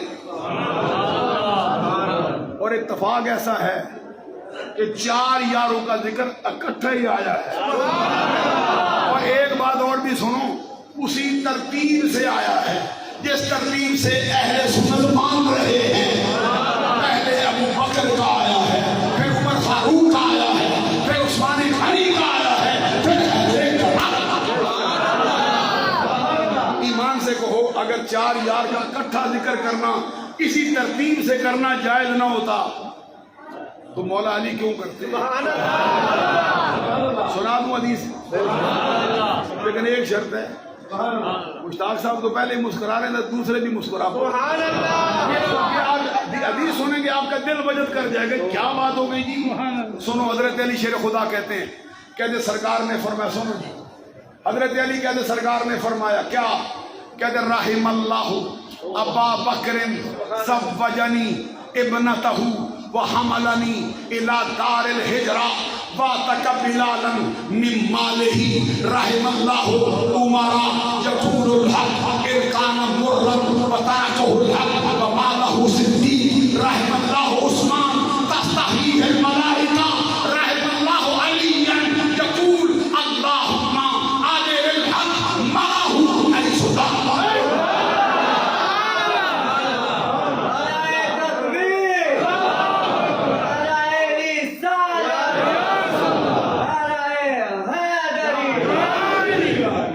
لمبی سما خراشی آپ کی کر دی، لیکن یہ کام کی سما خراشی ہے۔ پہلے اس کا ترجمہ سنو، پھر تھوڑا تھوڑا تبصرہ بھی اس پہ کرتا ہوں۔ کیا کہتے ہیں حضرت علی؟ کہتے سرکار نے فرمایا اللہ ابو بکر پہ رحم کرے۔ کیوں کس کی وجہ سے؟ فرمایا اس لیے کہ اس نے اپنی بیٹی میرے نکاح میں دی۔ سرکار کا فرمان ہے، فرمایا سرکار نے کل نسب بسبب ینقطع یوم القیامہ، قیامت کا دن آئے گا، نسب کا، رشتے کا ہر رشتہ ٹوٹ جائے گا، لیکن میرا نسب نہیں ٹوٹے گا۔ ایک حدیث میں سرکار نے فرمایا ہر رشتہ ناتا قیامت کے دن ٹوٹ جائے گا، لیکن میرے 2 رشتے نہیں ٹوٹ سکتے۔ جہاں پہ میں نے شادی کی ہے وہ بھی نہیں ٹوٹ سکتا، جس نے میرے گھر میں کی ہے اس کا بھی ٹوٹ سکتا۔ معاویہ کے گھر میں شادی کس نے کی ہے؟ امیر معاویہ یعنی ان کے برادر نسبتی ہیں، ان کی ہمشیرہ حضرت ابو سفیان کی زوجہ بیٹی ان کے گھر میں، سرکار کے گھر میں ابو بکر کی بیٹی ہے۔ سرکار کیا کہتے سنو، اللہ ابو بکر پہ رحم کرے، اس نے اپنی بیٹی میرے نکاح میں دی۔ اللہ ابو بکر پہ رحم کرے، اس نے ہجرت کی رات مجھے سوار کیا۔ اللہ ابو بکر پہ رحم کرے، اس نے اپنا مال دے کر بلال کو خرید کر آزاد کیا۔ آگے فرمایا اللہ عمر پہ رحم کرے۔ سبحان اللہ۔ اب جس جس کے دل میں اہل بیت کی محبت تیار ہو جائے بات بڑی ہو رہی ہے۔ اللہ ابو عمر پہ رحم کرے، ہمیشہ سچ بولتا ہے۔ سرکار نے کا دعویٰ کیا ہے، سرکار کہتے ہیں عمر ہمیشہ سچ ہی بولتا ہے، کوئی اور زبان پہ لاتا ہی نہیں۔ اس کے بارے میں نبی گواہی دے کہ عمر سچ بولتا ہے، ورنہ سچ بول بول کر حال یہ ہو گیا ہے دوستوں کی تعداد کم ہو گئی۔ میں سوچتا تھا جتنے رہ گئے سچے ہی رہ گئے، جھوٹا ایک بھی نہیں رہا ہوگا۔ آگے فرمایا اللہ عثمان پہ رحم کرے، فرشتے بھی اس سے حیا کرتے ہیں۔ ایک ہی بندہ آیا ہے نسل انسانی کا جس کے لیے سرکار نے کہا ہے کہ فرشتے اسے حیا کرتے. آگے کیا اگلا جملہ بھی سنا, پھر لوٹوں گا اسی پہ, صرف ترجمہ سناتا ہوں. سرکار نے کہا, حضرت صدیق اکبر کے 3 اوصاف بیان کیے, حضرت عمر کا 1 وصف بیان کیا, حضرت عثمان غنی کا 1 وصف بیان کیا, حضرت علی کی باری آئی 3 اوصاف بیان کیے, نہ 1 کیا بلکہ حضرت علی کا وصف بیان ہی نہیں کیا. کیا کیا؟ حضرت علی کا نام لیا, اللہ ان پہ رحم کرے, دعا کے لیے ہاتھ اٹھائے. کیا کہتے؟ اللہم آدر الحق ماہو حیث دار, اے اللہ حق کو ادھر پھیر جدھر علی ہے. ابھی آپ کو پوری سمجھ نہیں آئی بات. دعا تو یہ مانگتے ہیں کہ فلاں کو ادھر پھیر جدھر حق ہے. اہدنا الصراط المستقیم, مولا ہم کو سیدھے راستے کی ہدایت دے. علی کی باری آئی تو کیا کہتے ہیں؟ یہ نہیں کہتے مولا علی کو ادھر پھیر جدھر حق ہے, بلکہ فرماتے مولا حق کو ادھر پھیر جدھر علی ہے. حق کو ادھر پھیر دے جدھر میرا علی ہے. جدھر حق ہے ادھر علی ہے. علی حق سے جدا نہیں, حق علی سے جدا. علی کبھی ابو بکر سے جدا ہوا ہے, علی کبھی عمر سے جدا ہوا ہے, علی کبھی عثمان سے جدا ہوا ہے. اب سنو ذرا لوٹ کے پھر حدیث کا مفہوم. سبحان اللہ. ایک بات ذرا ابو بکر کی بھی سن لو, سبحان اللہ. سنو گے کھلے دل سے. سبحان اللہ. سارے نقش بندی بیٹھے ہو, سبحان اللہ. تمہیں تو اور بھی ان سے فضیلت حاصل ہو گئی کہ تمہارا جو سلسلہ شجرہ طریقت ہے اس میں بھی سرکار کے بعد ابو بکر کا نام آتا ہے, پھر ابو بکر کے پوتے کا بھی نام آتا ہے. حضرات سنو, سرکار کہتے اللہ ابو بکر پہ رحم کرے, اس نے اپنی بیٹی میرے نکاح میں دی. دوسری بات سنو, کہتے اللہ ابو بکر پہ رحم کرے, اس نے ہجرت کی رات مجھے سوار کیا. حضرت مفتی احمد یار خان گجراتی لکھتے ہیں نور العرفان جو قرآن کا حاشیہ, اس میں کہتے ہجرت کی رات صدیق اکبر سرکار کو 11 میل تک اپنے کندھے پہ اٹھا کے چلا. نہیں سمجھ سکے ہو, 11 میل تک ابو بکر کا کندھا مصطفیٰ تشریف فرما رہے, 11 میل تک ابو بکر کا سینہ مصطفیٰ کے قدم پہ. میں سوچتا تھا کہ حضرت حاجرہ صفا و مروہ پہ چلے, صفا و مروہ کے پتھر, کنکر, ریت کے ذرے, وہ وادی حضرت حاجرہ کے قدم چومے, رب اس کو شاہ اللہ بنا دے. جو اس کا انکار کرے کافر ہو جائے. مجھے اتنا کہنے دو, حاجرہ کے قدموں کی برکت سے صفا مروہ شاہ اللہ بن جائیں, مصطفیٰ کے قدموں کی برکت سے ابو بکر کا سینہ کیا بنتا ہے. بڑی بڑی کتابوں میں سرکار کی ہجرت کی رات کی باتیں لکھی ہیں. ہمارا پیر ہے, میں ایک بات اس کی سنانا چاہتا ہوں. ہمارے پیر سے مراد یہ ہمارے سلسلے میں آئے ہیں. یہ 450 برس پہلے ایک بندہ گزرا ہے, انہوں نے کتاب لکھی ہے جس کا نام ہے سبع سنابل شریف. اس میں 4 یاروں کا ذکر لائے ہیں, اس میں اہل بیت کا ذکر لائے ہیں, اس میں حسن و حسین کا ذکر لائے ہیں, اس میں قیامت تک آنے والی نسل مصطفیٰ کا ذکر لائے ہیں. اس میں وہ فرماتے ہیں جب سرکار نے ہجرت کی رات باہر نکلنے کا ارادہ کیا, وہ وقت جو ہے ظاہری طور پر سرکار دو جہاں صلی اللہ علیہ وسلم کے لیے کافروں نے یہ سمجھا تھا کہ ہم ابھی ان کو بہت تنگ کریں گے, لیکن مدعی لاکھ برا چاہے تو کیا ہوتا ہے, وہی ہوتا ہے جو منظور خدا ہوتا. نور خدا ہے کفر کی حرکت پہ خندزن, پھونکوں سے چراغ اٹھایا نہ جائے گا. فانوس بن کر جس کی حفاظت ہوا کرے, وہ شمع کیا مجھے اسے روشن خدا کرے. کافروں نے سرکار کے پورے گھر کو گھیرے میں لے لیا. ارادہ بڑا برا کیا کہ سارے مل کر معاذ اللہ نقل کفر, کفر نہ باشد, سرکار کے ساتھ یہ سلوک کرو, نہ رہے بانس نہ بجے بانسری. لیکن بے عقلو, یہ فیصلہ رب کا ہے, تمہارا کیا ہو سکتا. رب نے سرکار کو حکم دیا مصطفیٰ ہجرت کر جاؤ. ذرا توجہ سے سننا, ہجرت کر جاؤ. جبریل امین آئے, سرکار کو حکم ہوا. اس وقت سرکار کے پاس کون تھا؟ تنہا گھر میں حضرت علی سرکار کے. سبحان اللہ. سرکار کے پاس مکہ والوں کی امانتیں تھیں, حضرت علی کو مکہ کے ایک ایک فرد کی امانت سونپی، بستر بھی عطا کیا، اپنے کندھے سے چادر بھی علی کو عطا کر دی. حضرت علی کہتے ہیں زندگی میں تو بڑی بڑی راتیں آئی ہیں، اس جیسی آرام کی رات نہ پہلے آئی ہے نہ بعد میں آئی ہے. فرمایا تھا کہ مکہ والوں کی امانتیں دے کر پیچھے پیچھے آ جانا. سرکار دو جہاں کو اللہ کا حکم تھا نکلو باہر.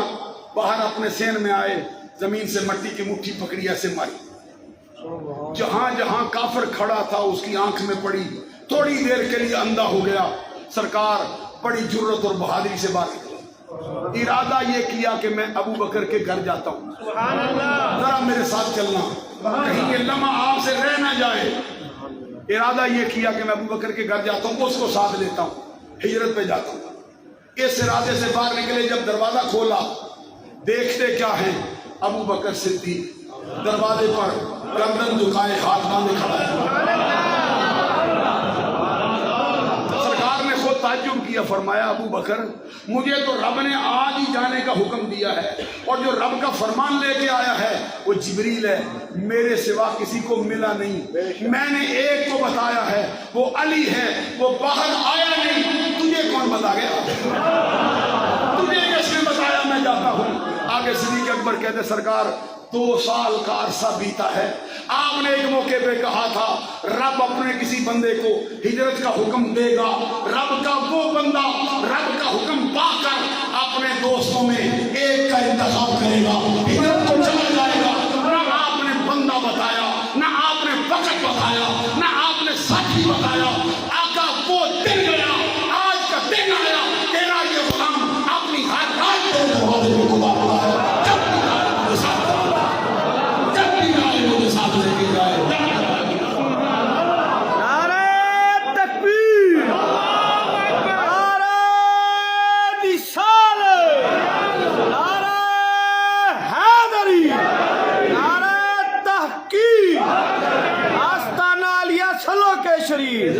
آستانہ علیہ حضور شہنشاہ ولایت، آستانہ علیہ نیکاباد مراڑیاں شریف. حضرات جو بات میں عرض کر رہا ہوں سنو.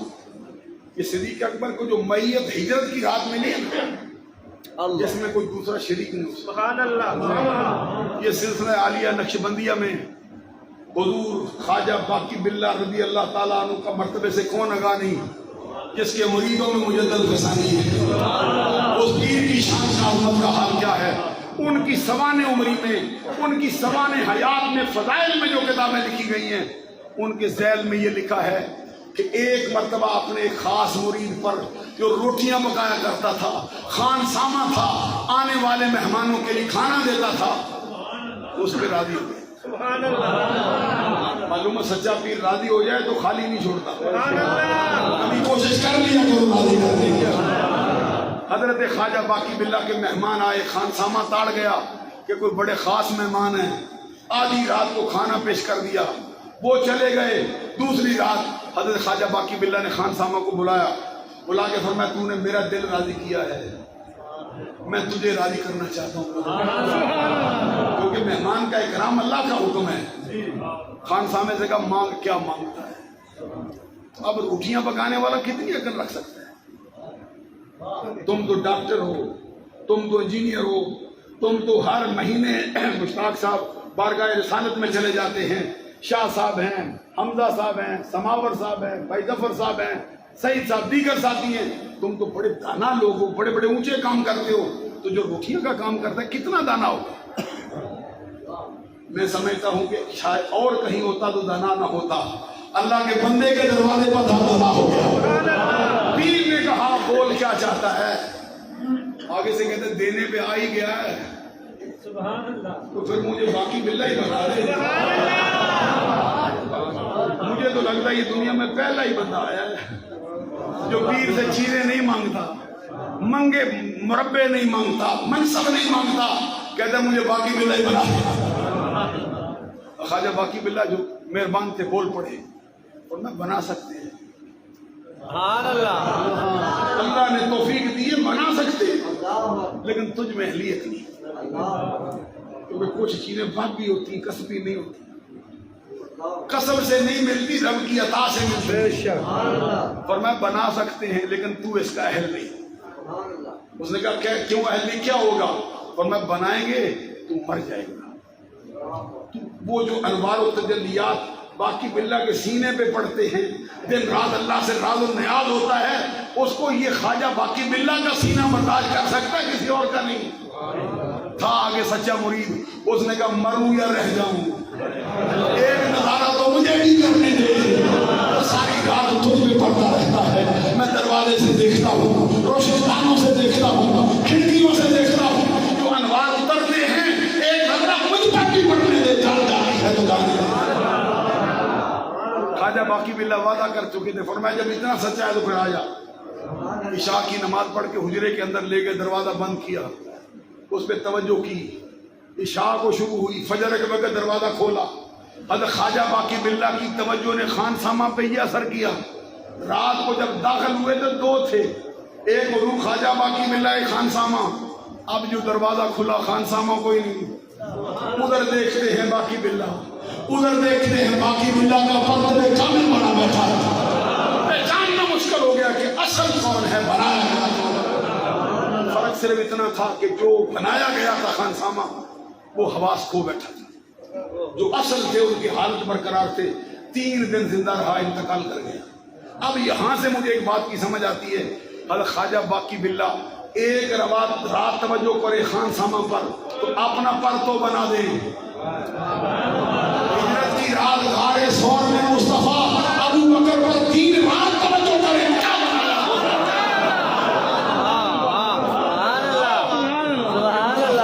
अबू बकर को दिया है, वो उसी का हिस्सा है। बात तो बहुत लंबी होनी चाहिए पर मेरा दिल भी अपना भरा नहीं, लेकिन वक्त बहुत ज्यादा हो गया। मैं भी कई दिनों से मुसलसल थका हुआ हूँ। आवाज भी आप देखते हैं, हज़रत शाह साहब भी इत्तेफाक से मौजूद थे, इनकी भी मैंने सम्मा खराशी कर दी। बस इतना कहता हूँ दौरान गुफ्तगू मुझ फकीर से जितनी छोटी बड़ी गलतियाँ सरजद हुई हों, अल्लाह से माफ़ी का तलबगार हूँ, आप लोगों से माफ़ी का तलबगार हूँ। आपके लिए दुआ करता हूँ सदा बहार दे इस बागे, कभी खजाना आवे होमन फैज हजारा ताई, हर हुक्म फल खावे। जनाब नासिर साहब ने सरजमीन तिराक से मुझे अपने लिए भाई मुनव्वर साहब के लिए दुआ के लिए खुसूसी कहा था। मैं शाह साहब से अर्ज़ करूँगा कि जब दुआ फरमाएँ तो इन हस्तियों को भी शामिल फरमाएँ। व आखिर दावा या